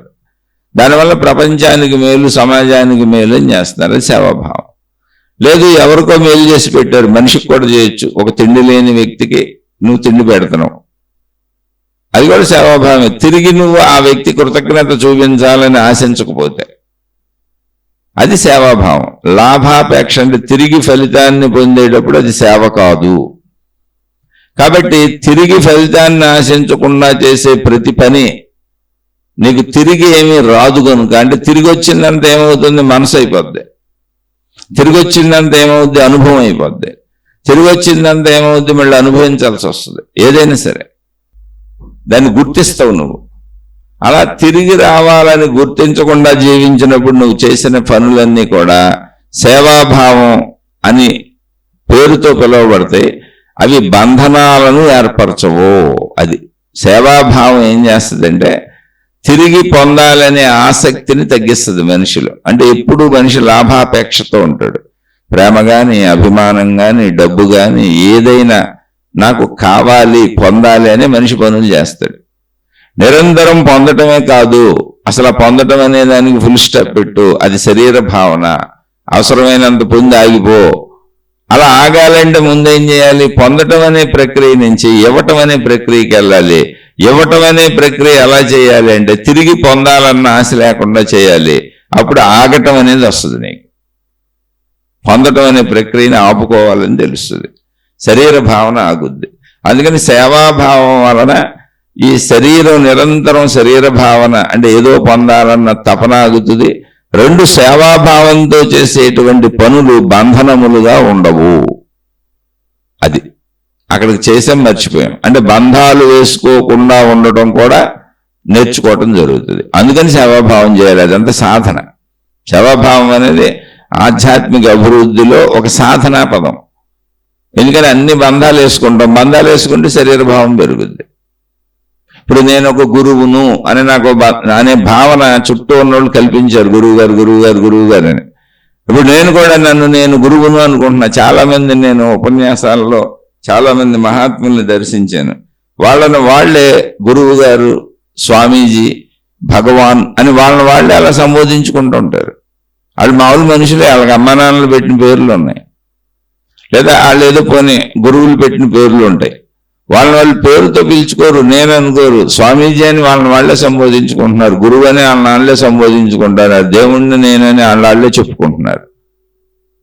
ఇది బంధనము. ఇదే బంధనం. అది ఆధ్యాత్మికం కాదు అసలు. అంటే నేను స్వీకరించేశాను, సేవాభావంతో పనిచేయలేదు. సేవాభావంతో పనిచేస్తే నేను మీలాంటి మనిషినేగా. మీరేదో నన్ను పొగిడి గురువు గారు అంటే, లేదు స్వామి గారు అంటే, స్వామీజీ అంటే, భగవాన్ అంటే, దేవుడు అంటే, నాకు నేనే దేవుణ్ణి, స్వామీజీని, భగవాన్ అని ఎలా చెప్పుకుంటాను? అలా అందరూ వాళ్ళే చెప్పుకుంటున్నారు. వాళ్ళే గురువులు, సద్గురువులు, సిద్ధగురువులు, వాళ్ళే చెప్పుకుంటున్నారు. వాళ్ళకి పేర్లు లేవు. ఇప్పుడు ఈ పేరు అయిపోయింది. కానీ ఈ పేరేంటి? బంధనము. నేనేదో సేవాభావంతో సేవ చేస్తాను అని ప్రజల్లోకి వెళ్ళి ఆ ప్రజల్లో తిరిగి వాళ్ళందరూ నీకు నమస్కారం పెట్టి నువ్వు గురువువి, నువ్వు మహాత్ముడివి, నువ్వు సద్గురువువి, నువ్వు ఒక సిద్ధగురువి, నువ్వు ఒక జగద్గురువువి, ఏదో ఒకటి, నువ్వు ఒక దేవుడివి, నువ్వు ఒక భగవాన్ని అని వాళ్ళు ఊరికనే అన్నారు కృతజ్ఞత చూపించడానికి. కానీ నువ్వు నిజంగా దాన్ని తీసుకొని నిన్ను బంధించుకున్నావు. ఇప్పుడు నేను గురువుని అయిపోయిన వాళ్ళు అలాగే ప్రవర్తిస్తుంటారు. మీరు చూసుకోండి. మొత్తం వాళ్ళందరినీ గమనించండి. వేషభాషలు మారిపోతాయి, పద్ధతులు మారిపోతాయి. వాళ్ళు కూర్చునే సింహాసనాలు వేరుగుంటాయి. శిష్యులు కూర్చునేది కింద నేల మీద. వాళ్ళకి పెద్ద పెద్ద సింహాసనాలు ఉంటాయి, రాజవైభవాలు ఉంటాయి. వాళ్ళ పాదాల మీద పడిపోవాలి. అది నిజమని వాళ్ళు కూడా పాదాలు ఇచ్చి నమస్కారాలు పెట్టించుకొని స్వీకరించుకుంటూ ఉంటారు, ఆరతలు అందుకుంటూ ఉంటారు, దండలయించుకుంటూ ఉంటారు, నమస్కారాలు స్వీకరిస్తూ ఉంటారు. ఇదేమైంది? బంధనము.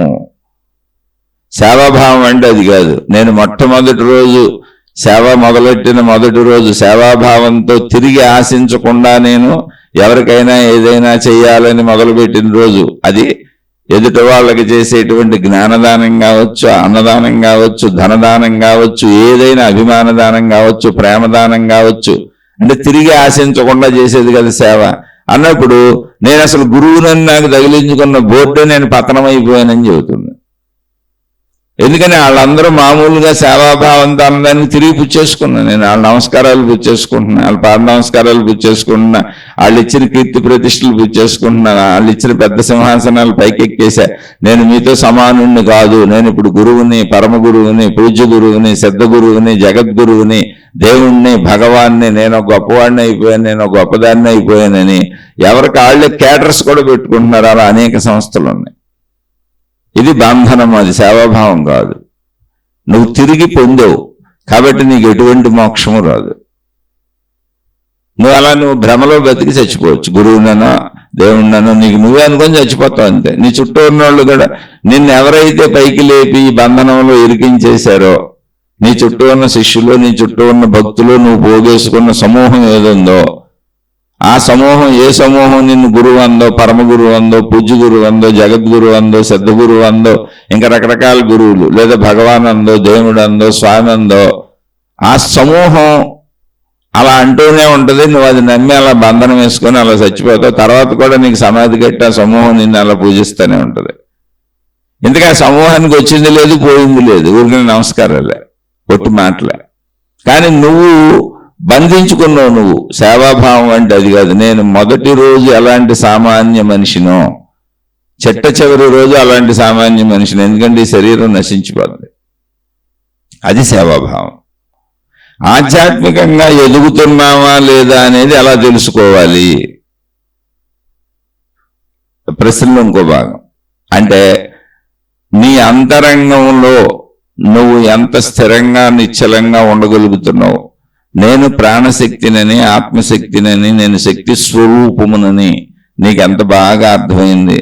శరీర భావాలు ఎంత తగ్గినాయి అంటే చెడు ఎంత తగ్గుతుంది, శరీర భావాలు ఎంత తగ్గుతున్నాయి. శరీర భావాలు తగ్గడం మొత్తం పోదు, బతకడానికి అవసరమైన సమస్తము కావాలి, అన్నీ ఉండాలి. చక్కగా కాపురాలు చేసుకోండి, మళ్ళీ వెర్రిమెర్రి ఆలోచనలు చేయబాకండి.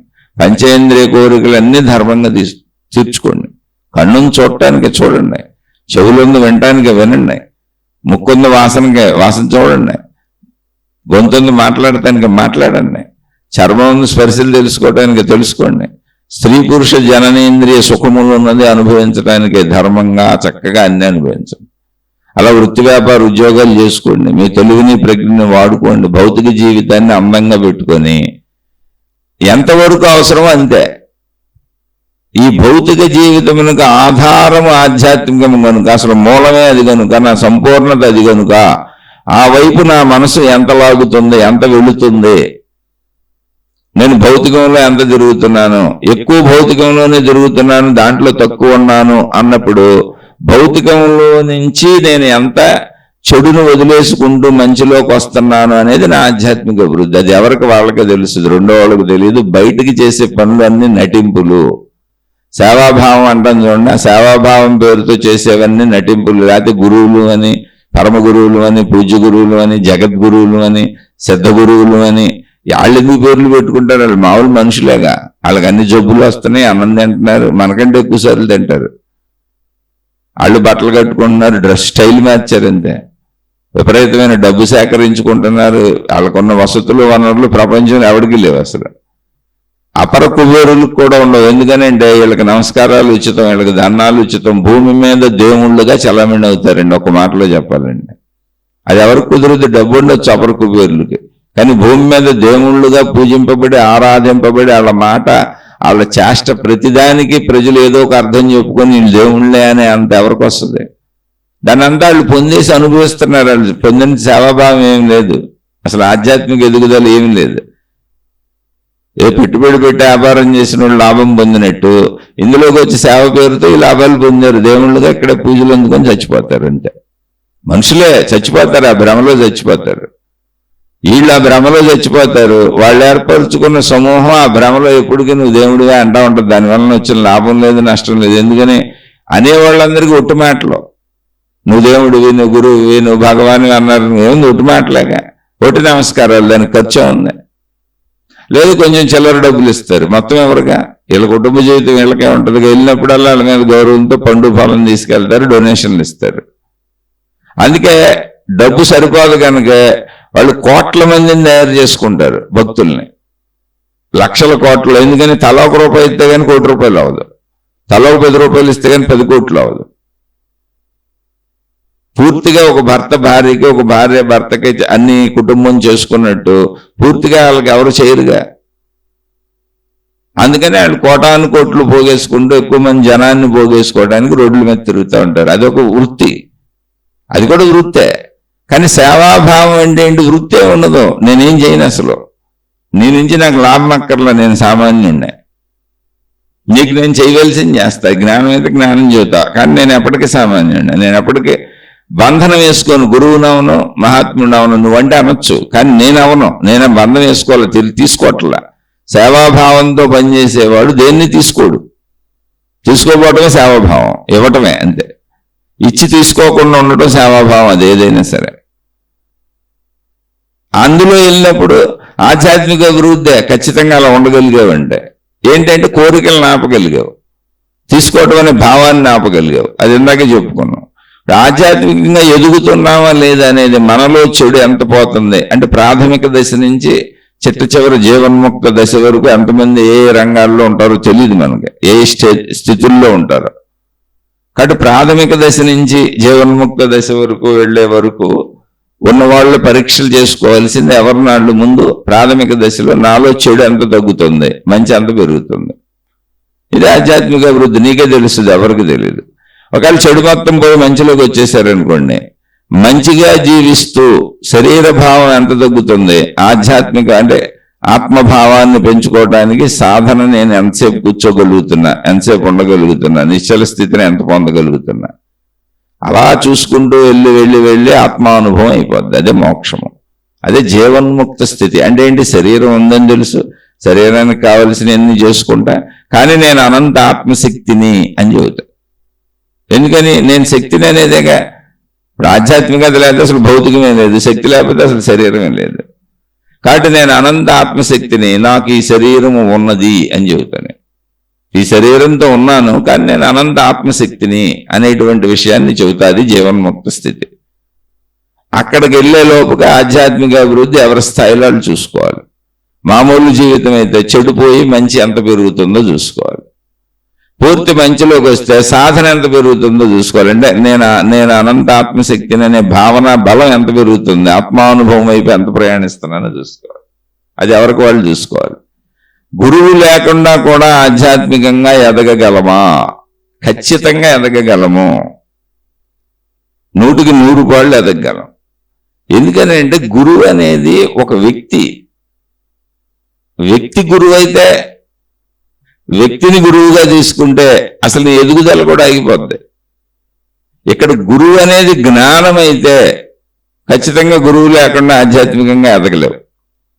గురువు అనేది వ్యక్తి అయితే అప్పుడు కూడా నువ్వు ఖచ్చితంగా ఆధ్యాత్మికంగా ఎదగలేవు. ఎందుకంటే ఆ వ్యక్తికి లోబడిపోతావు. అలా ఇప్పుడు చాలా మంది గురువులుగా చలామణి సమూహాలు ఏర్పరిచే వాళ్ళందరూ ఆళ్లే. మత్తగాదాలు, మార్గతగాదాలు, సాధనా విధానాలు మావే గొప్పని, మా దేవుడే గొప్ప అనేటువంటి ఘర్షణలన్నీ వీళ్ళ వల్లే వస్తాయి. ఇక్కడ గురువు వ్యక్తి కాదు, గురువు జ్ఞానము. జ్ఞానము ఏ మనిషి నోట్లోంచైనా రావచ్చు, ఏ గ్రంథంలోంచైనా రావచ్చు, లేదా ఏ గ్రంథాన్ని ఉపహరించి ఎవరైనా చెప్పచ్చు. ఇప్పుడు నేను చెబుతున్నా, నేను గురువును కాదు. చెప్పబడుతున్న విషయం మీకు అర్థమైతే, అర్థమైన విషయం మీకు ఉపయోగపడితే, ఉపయోగపడుతున్న విషయం నిజమే అబద్ధం కాదు అని అది సత్యమైతే, అది మిమ్మల్ని ధర్మ మార్గంలో ఉంచగలిగితే అది మీకు గురువైంది. అది కూడా ధర్మ మార్గంలో ఉంచగలిగితే, మీలో మార్పు తేలేకపోతే గురువు కాదు. జ్ఞానం అనేది టాబ్లెట్ లాంటిది. ఒక వ్యక్తికి అనారోగ్యం వచ్చినప్పుడు డాక్టర్ దగ్గరికి వెళ్తే బిళ్ళలు రాసిచ్చాడు. బిళ్ళలు వేసుకోవటం వల్ల అనారోగ్యం పోదు, డాక్టర్ని చూడటం వల్ల అనారోగ్యం పోదు. కానీ ఏ బిళ్ళ వేసుకోవాలో మనకు తెలియదు కనుక డాక్టర్ చెప్పాడు అంతే. గురువు అలాంటాడు, గురువు సేమ్ అలాంటాడు. ఏ బిళ్ళ వేసుకోవాలో మనకు తెలియదు, కానీ వ్యాధిని తగ్గించింది ఏంటి? టాబ్లెట్. అలాగే వ్యాధిని తగ్గించేది ఏంటి? ఆత్మానుభవాన్ని కలిగించేది ఏంటి? అజ్ఞాన వ్యాధిని తగ్గించేది ఏంటి అంటే జ్ఞానము అనేటువంటి టాబ్లెట్. ఆ జ్ఞానం ఎవరో ఎన్నో రకాలుగా చెప్పెళ్ళారు. జ్ఞాన గ్రంథాలు బోల్డ్ ఉన్నాయి. అందుకని ఇక్కడ జ్ఞాన ప్రాముఖ్యత కాదు. నువ్వు గురువు అనే మనిషికి ప్రాముఖ్యత ఇచ్చావు అనుకో, ఖచ్చితంగా నువ్వు నీ తత్వాన్ని, నీ సంపూర్ణతను నువ్వు ఎప్పటికీ తెలుసుకోలేవు. అందుకే చాలా మంది గురువులని వాళ్ళు వెనకబడి తిరిగి వాళ్ళు ఫోటోలు పెట్టుకొని వాళ్ళని దేవుని చేసి అలా పూజించుకుంటూ ఉంటారు. అదేం తప్పు కాదు, ఎవరి విశ్వాసం వాళ్ళది. నేను తప్పు రైట్లు అసలు చెప్పట్లా, మన సంపూర్ణతను మనం తెలుసుకునే విధానం గురించి చెబుతాను. అన్ని మంచివే ప్రపంచంలో, అసలు చెడ్డవి ఏది లేదు. కానీ అవన్నీ నీ సంపూర్ణతని నీకు తెలియజేస్తే, ఎందుకని నీ బతుకు నువ్వు బతకడానికి వచ్చావు, నీ పుట్టుకు నువ్వు పుట్టావు, నీ చావు నువ్వు చేస్తావు, బతికినంతకాలం నీ తిండి నువ్వు తింటావు, అంతా నువ్వే, జీవితం నీది. కాబట్టి పొందవలసింది కూడా నువ్వే. ఇంకోళ్ళకి ఇంపార్టెన్స్ ఎక్కడ ఉంది? అసలు ఇంకోళ్ళకి ఇంపార్టెన్సే లేదు ఇక్కడ. ఇంపార్టెన్స్ అంతా నీకే ఉంది. అందుకని నీకు ఇంపార్టెన్స్ ఉందని నీ వైపు నిన్ను నడిపించే వాళ్ళు అందరూ మంచోళ్ళే, నీకు ఉపయోగపడుతున్న వాళ్ళు కాదు. నువ్వు సామాన్యుడు, ఇంపార్టెన్స్ అంతా మాకుంది, మేము అతీత శక్తులు కలిగి ఉన్న వాళ్ళం, మేము అద్భుత శక్తులు కలిగి ఉన్న వాళ్ళం, మేము గురువులు, మహాత్ములు, మేము అతిరథ మహారాజులం, అన్ని పొందేశాం, దేవుళ్ళు మా చెవిలో గుసగుసలాడుతున్నారు, మాకు సర్వము తెలుసు, మీ మొత్తం సర్వము మీ కోరికలన్నీ తీర్చేస్తామని ఇలాంటి చిత్ర విచిత్ర విన్యాసాలు చేసేవాళ్ళందరూ కూడా మిమ్మల్ని మోసపుచ్చుతున్నారు. అది ఎవరికి వాళ్ళు ఆలోచించుకోవాలి. అలానే తప్పు రేటు చేయడానికి నేనేమన్నా అసలు అది సామాన్యుడు. కాబట్టి వ్యక్తి గురువు అయితే, గురువు లేకుండా ఆధ్యాత్మిక సాధన మంచిది. అంటే ఈ వ్యక్తే నా గురువు అని నిర్ణయించుకోబాక. ఏ పుస్తకం కనపడితే అది చదువు చక్కగా, ఎవరు ఏ మంచి విషయం చెబితే అది విను. చక్కగా ఎక్కడ దొరికిన జ్ఞానాన్ని తీసుకుని, కావాల్సింది జ్ఞానం. జ్ఞానము గురువు అయితే, గురువు లేకుండా ఎదగడం కష్టం. గురువు లేకుండా ఎదుగుదల కుదరదు. ఎక్కడ ఏ పుస్తకాల్లో ఏ గ్రంథాల్లో గురువుని కీర్తించినా వాళ్ళు కీర్తించింది మనిషిని కాదు, ఫలానా మనిషి పేరు పెట్టడంలో చూడండి, గురువు గురువు అంటున్నారు తప్ప ఫలానా అని మనిషి పేరు పెట్టట్లే. అక్కడ గురువు అనే దానికి కూడా మళ్ళీ అర్థం చెప్పారు. ఇప్పుడు ఈ మనుషులందరూ ఏం చేస్తున్నారంటే వీళ్ళ గురువులను తగిలించుకొని ఆ గ్రంథాల్లో చెప్పబడిన గురువు మేమే గురువు, మమ్మల్ని పూజించండి, మమ్మల్ని అనుసరించండి, మమ్మల్ని ఆరాధించండి, మమ్మల్ని అర్చించండి, మాకు డబ్బులు ఇవ్వండి, డొనేషన్లు ఇవ్వండి, మాకు సేవలు చేయండి, ఇవన్నీ నేర్పుతున్నారు ప్రజలకు. ఎందుకని వాళ్ళు హాయిగా బతకడానికి, అలాగే తెగలు సృష్టించడానికి. ఏమీ లేదు, ప్రపంచాన్ని నాశనం చేసి వెళ్తారు.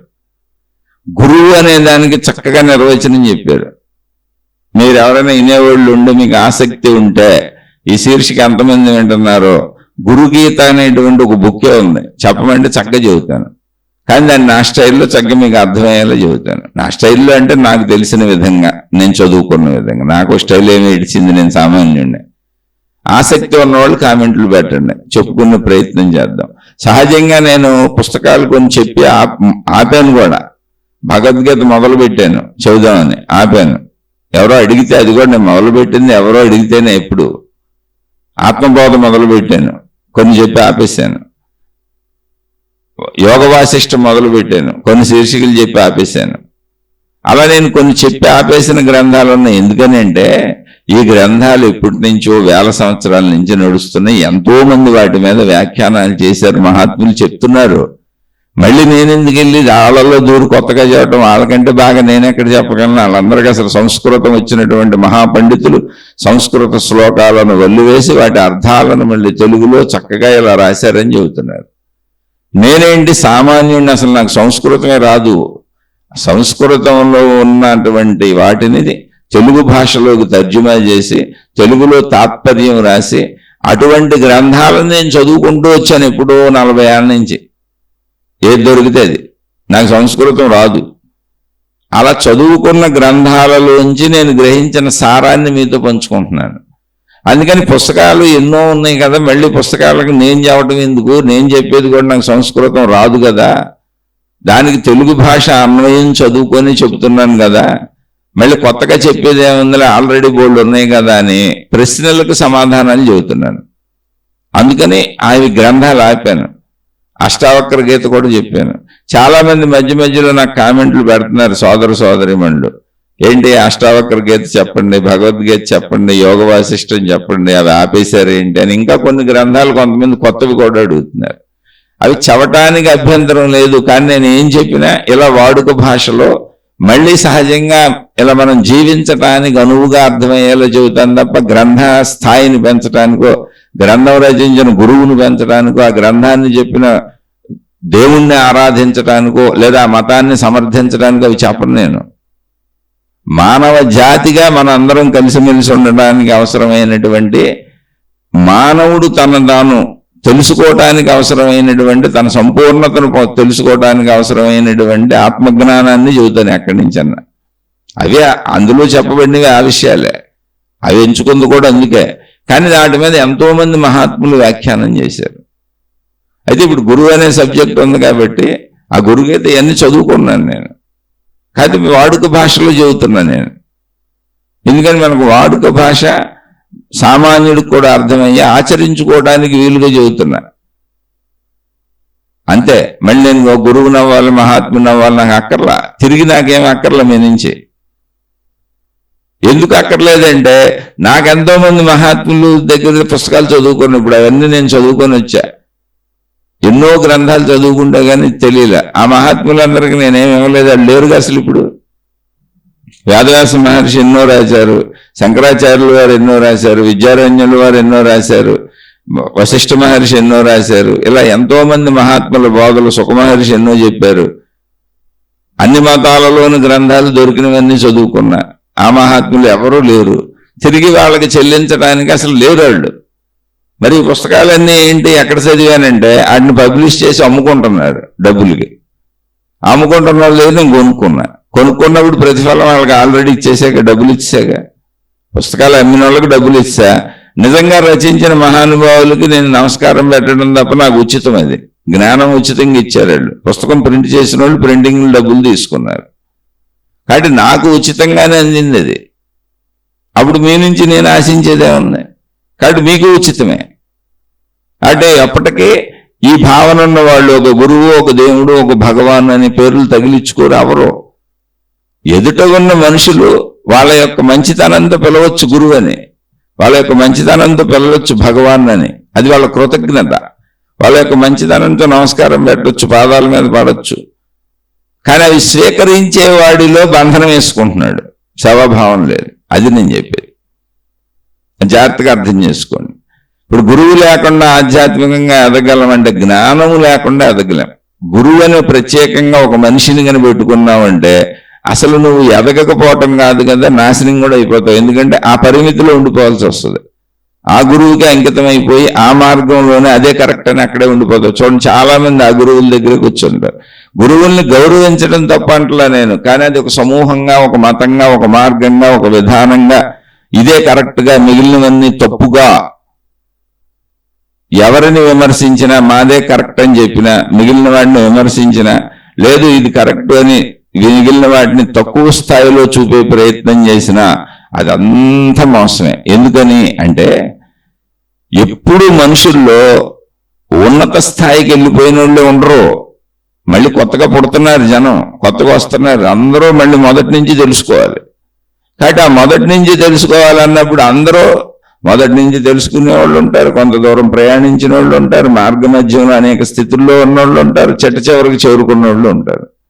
నువ్వు ఎక్కడో చెట్ట చివరికి చేరుకున్నోడి దగ్గర కూర్చొని నువ్వు కూడా చేరిపోయాన్నాక అది అర్థమైంది అనుకోని మా మార్గమే కరెక్ట్, మిగిలినవి కాదంటే మిగిలిన వాళ్ళు అట్ట ఇప్పుడు ప్రాథమిక దశలో వచ్చేవాళ్ళట. ఎప్పుడు మనుషులు పుడతానే ఉన్నారు, ఎదుగుతానే ఉన్నారుగా. కాబట్టి ఇక్కడ అన్నీ అవసరమే. ఆ విషయం అర్థమైన జ్ఞాని నాదే కరెక్ట్ అని చెప్పడం, అది నేను చెప్పేది. అందరితో కలిసిమెలిసి ఉంటాడు, ఎవరిని విడదీయుడు సమూహాలుగా, ఇదే కరెక్ట్ అని చెప్పడం. ఎవరు ఎలా వచ్చినా కరెక్ట్ అని చెబుతాడు. మీకు నచ్చితే నా మార్గంలో కూడా రండి, లేకపోతే మీ ఇష్టం, ఏ గురువుని ఎవరిని అనుసరించి వెళ్ళినా పర్వాలేదని చెబుతాడు నిజమైన గురువు. నన్నే అనుసరించాలని చెప్పాడు నిజమైన గురువే కాదు. అసలు నేను గురువునని చెప్పడం అతను, అది ప్రాబ్లం అక్కడ. అది స్త్రీలైన పురుషులైన జ్ఞానం గురువు అవ్వాలి. గురువు దగ్గరికి వెళ్ళింది కూడా జ్ఞానం కోసమే, డాక్టర్ దగ్గరికి వెళ్ళింది కూడా మందుల కోసమే. ఇక తర్వాత వీరు అడిగింది, ఓర్పు మరియు నియమిత సాధన ఎందుకు అవసరము? అసలు ఈ విషయాలు తెలుసుకుంటుంటేనే, అర్థం చేసుకుంటుంటేనే, నేను అనంత ఆత్మశక్తిని అనేటువంటి భావన మనలోకి వెళ్తుంటేనే ఆటోమేటిక్గా ఓర్పు అనేది వస్తుంది. ఎందుకంటే ఓర్పు ఎప్పుడు తగ్గుద్ది? శరీర భావనలో తగ్గుద్ది. ఇప్పుడు ఆకలేస్తుంది, ఆకలికి రెడీ అవ్వలేదు ఇంట్లో, ఇంకా ఆహార పదార్థాలు వండుతున్నారు, రెడీ అవ్వలేదు, కోపం వచ్చేస్తుంది. ఎందుకని ఆకలి కలిగింది లోపల, తినపోతే కోపం వచ్చేస్తుంది. నేను శక్తిని అనేటువంటి విషయం తెలుసుకొని శరీర భావన తగ్గిన వాళ్ళకి ఆకలేస్తుంది, నిజంగా ఆకలేస్తుంది, కానీ ఓర్పు వస్తుంది. ఇప్పుడు నేను శక్తిని, శరీర భావం కాసేపు తింటాను, కాసేపు పెడతారు, ఇప్పుడేం చచ్చిపోగా. కానీ శరీర భావం అధికంగా ఉన్న వాళ్ళకి ఈ ఆకలి నిజంగా ఒక పూట తినపోయినా, ఒక రోజు తినపోయినా, 10 రోజులు తినపోయినా ఏమవుతుంది, మనకి చనిపోము, ఎవరు చనిపోరు, కాసేపు ఓర్చుకొని ఉండొచ్చు. కానీ శరీర భావం అధికంగా ఉండటం చేత కోపం వస్తుంది. ఏ విషయంలోనంతే, ఆహారమే కాదు, కామం విషయంలోనంతే, డబ్బు విషయంలో, కోరిక అవసరమైన ఏ విషయంలో శరీర భావం అధికంగా ఉన్నప్పుడు అది కోపంగా పరిణమిస్తుంది, అది కోరిక వలన కలుగుతుంది. ఓర్పు ఎప్పుడు వస్తుంది అంటే శరీర భావం తగ్గుతుంటే ఓర్పు ఆటోమేటిక్గా వస్తుంది. అందుకని ఓర్పుగా ఉండటం అలవాటు చేసుకుంటే శరీర భావం తగ్గుతూ ఉంటుంది. అందుకని సాధనలు వచ్చి అవుతారు. నువ్వు ఇప్పుడు ఓర్పుగా ఉండటం నువ్వే అలవాటు చేసుకో, ఓర్పుగా ఉండాలని నిర్ణయించుకో, నువ్వే కాసేపు ఆపుకో, ఆటోమేటిక్గా సాధన జరిగింది, పెరిగింది, శరీర భావం తగ్గుతుంది. అలా నియమిత సాధన ఎందుకు అవసరము అంటే రోజు మనం ఆహారం ఎందుకు అవసరము అంటే బతకడానికి. అలాగే నేను అనంత ఆత్మశక్తిని అనేటువంటి విషయాన్ని మనం సంపూర్ణతను తెలుసుకోవాలి అంటే బ్రతకడానికి శరీరానికి గాలి ఎంత అవసరమో, నీరు ఎంత అవసరమో, ఆహారం ఎంత అవసరమో సాధన అంతకంటే ఎక్కువ అవసరం. లేకపోతే నేను ఆనందత్వం నాకు తెలియదు, రేపు చేద్దామని ఎల్లుండి చేద్దామని అనుకున్నాను, రేపు తెలుసుకోవచ్చు ఎల్లుండి తెలుసుకోవచ్చు, ఇప్పుడు ఏం పోయింది తిని తాగి పడుకుందాం అనుకున్నానంటే నా జీవితకాలం వృధా అయిపోయింది, ఒక రోజు గడిచిపోయింది, నేను చచ్చిపోవడానికి ఒక రోజు దగ్గరికి వచ్చేసాను. నన్ను నేను తెలుసుకోకుండా చనిపోతే జన్మే వృధా అయిపోద్ది.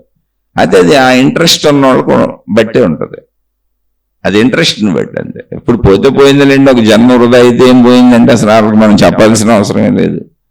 అలానే మీకు చెబుతున్నానని అన్ని నేను రోజు చేసేస్తాను అనుకోబాకండి, నేను సామాన్య మనిషినని అందుకే చెప్పేది. మీరు అడిగితే పుస్తకాలు అనేకం చదువుకోవటం వలన ఉన్న జ్ఞానంతో చెబుతున్నాను తప్ప నేను అతి సామాన్యుడిని ఎందుకు చెబుతున్నానంటే నేనేమి నియమిత సాధనలు రోజు సాధనలు చేయను. నా కుటుంబ విషయాలు చూసుకుంటాను, శరీరపరమైనటువంటి అనారోగ్యాలు, బాధలు, ఇబ్బందులు ఏమైనా వస్తే కుదరదు, ఆర్థిక ఇబ్బందులు వస్తే కుదరదు, మనసు కల్లోలం అవుతుంది, మానసిక ఇబ్బందులు వస్తే కుదరదు, కుటుంబక ఇబ్బందులు వస్తే కుదరదు. అలా నేను చేయలేకపోతాను, ఇవన్నీ సహజమే ఎవరికైనా. అందుకని నేను సామాన్య స్థితిలోనే ఉన్నాను. కానీ నియమిత సాధన అనేది మన ప్రయాణానికి, అంటే నేను అనంతాత్మశక్తిని అనేటువంటి నా సంపూర్ణతను నేను తెలుసుకునే మార్గానికి చాలా అవసరం. ఆహారం అంత అవసరమైతే మాత్రం, వాయువు పీల్చుకున్నంత అవసరం, వాయువు దొరకపోతే అల్లాడిపోతుంది చూడండి కాసేపు, అంత అవసరమైతే అంత ఉంది. కానీ నేను కూడా అంత ఎత్తులో చేయట్లేదు, అందుకని సత్యం చెబుతున్నాను. రోజువారీ జీవితంలో ఆధ్యాత్మికతను ఎలా అమలు చేయాలి అంటే శరీరపరంగా, భౌతికంగా మంచిగా జీవించటము, ఇక సమయం మిగిల్చుకొని చక్కగా ప్రశాంతంగా చోట కూర్చొని మీకు ధ్యానం చేయటం వరకు మీరు వస్తే ఓకే, రాలేదు ఇలా ఈ శీర్షికలో ఏవో మహాత్ములు చెప్పిన మంచి మాటలు వినండి. నేను చెప్పిన వినాలని కాదండి, నాకంటే అద్భుతంగా చెప్పారు మహాత్ములు ఆత్మజ్ఞానం గురించి. నేను వాళ్ళ దగ్గర వినే ఏదో నాకు కొంచెం అర్థమైన విషయాలు మీతో పంచుకుంటున్నాను. అంటే ఆత్మజ్ఞాన సంబంధిత విషయాలు రోజు వినండి, చదువుకోండి, ఆ గ్రంథాలు కొనుక్కోండి, అందులో సందేహాలు వస్తే ఎవరినైనా మహాత్ములను అడిగి తెలుసుకోండి. ఆ మార్గంలో ఉన్నవాళ్ళు అవి కూడా ఎడాపెడా కాదు, ప్రాక్టికల్గా ఉండాలి, సహజంగా ఉండాలి, సత్యంగా ఉండాలి. మహిమలు మాయలు అద్భుతాలు ఇక్కడ ఉండవు. సంపూర్ణంగా మనకు అర్థం అవటమే అది సహజత్వం. అర్థం అవ్వాలి ముందు, అర్థం అవ్వకపోతే ఎవరెంత గొప్పగా చెప్పిన ఉపయోగం ఏముంది.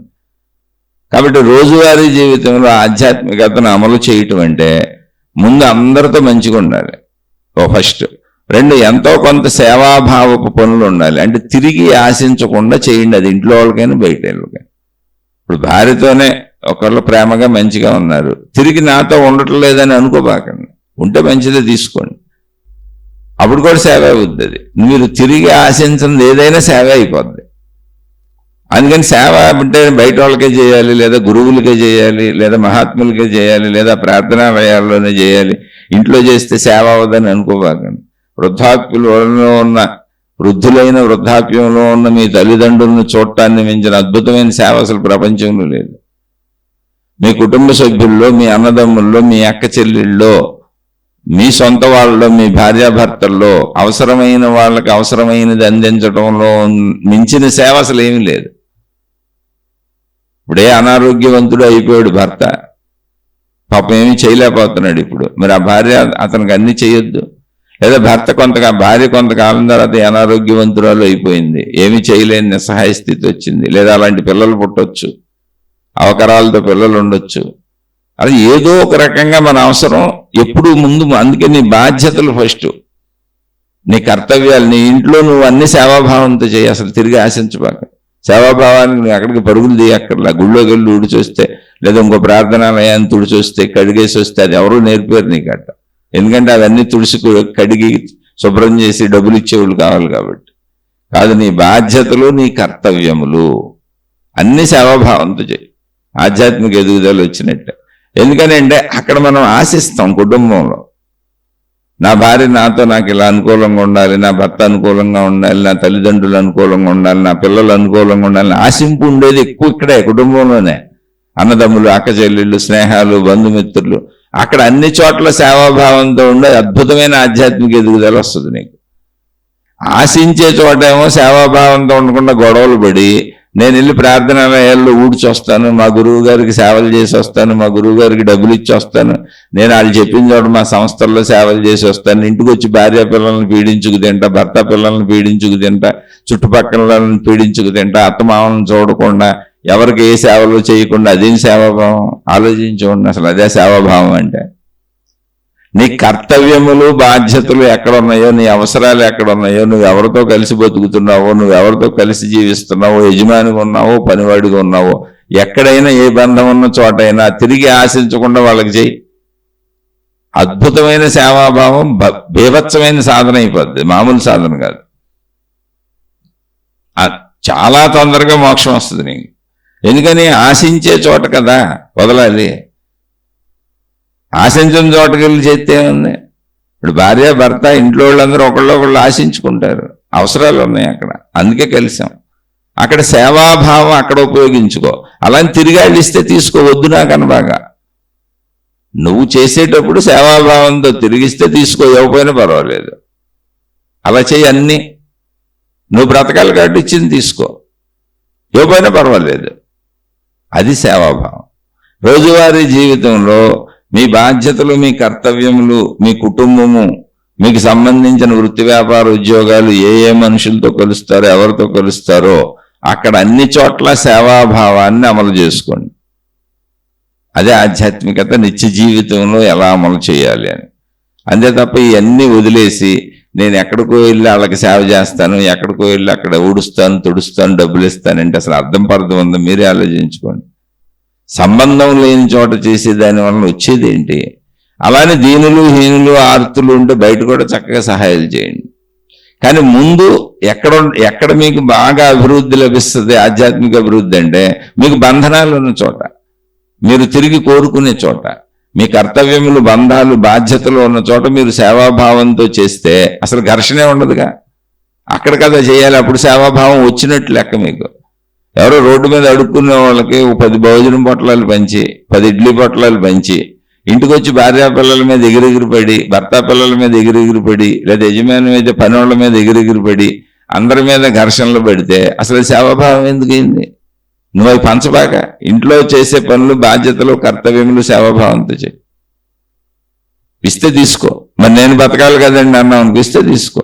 ఇవ్వకపోతే ఓర్పు నేర్చుకో, ఉండటం నేర్చుకో. అది సేవాభావం. అది సేవాభావం అంటే. నిజమైన సేవాభావం బాధ్యతలు, కర్తవ్యములు, బంధనాలు ఉన్న చోటే ఉండాలి. దాన్ని ప్రాక్టీస్ చేసుకోండి. ఒక రోజులో రాకపోవచ్చు, కానీ మనసులో పెట్టుకొని దాన్ని సాధనగా పెట్టుకుంటే తప్పకుండా వస్తుంది. ఇది రోజువారీ జీవితంలో ఆధ్యాత్మికతను అమలు చేసుకోవటం. ఆధ్యాత్మిక అభివృద్ధికి ఇవన్నీ దోహదపడేవే. ఆధ్యాత్మికం అసలు నేనే, ఎవరో కాదు. ఆధ్యాత్మికమే నేను. ఆధ్యాత్మికం నాకు భిన్నమైంది కాదు, అసలు ఆధ్యాత్మికమే నేను.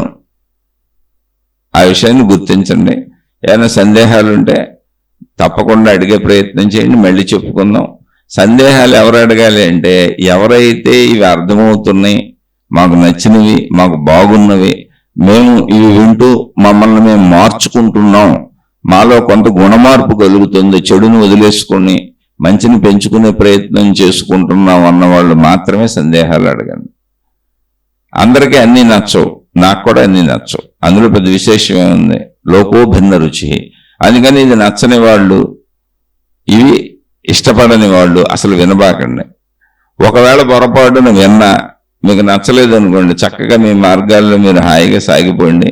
నేను అతి సామాన్యుడను, నాకు తెలిసి చెప్పటం లేదు, నేను కూడా తెలుసుకునే ప్రయత్నంలో అనేకం చదువుకొని ఆ చదువుకున్న వాటిని కొంతమందితో పంచుకుంటున్నాను అంతే.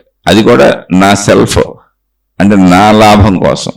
ఇది ఈ కాసేపు ఈ గంటన్నర సజ్జన సాంగత్యంగా సత్కాలక్షేపంగా ఆ సద్భావాలలో ఉండటం కుదురుతుంది. అందుకని ఇది నాకు నా సాధనగా పెట్టుకున్నాను నేను. అందుకని ఇది నచ్చని వాళ్ళు నన్ను క్షమించి వదిలివేసి మీ మార్గాల్లో మీరు హాయిగా సాగిపోండి. శుభమస్తు. మీకు మీ కుటుంబ సభ్యులకు మేలు చేకూరుగాక. మరలా మరొక కొత్త శీర్షికతో కలుసుకుందాం.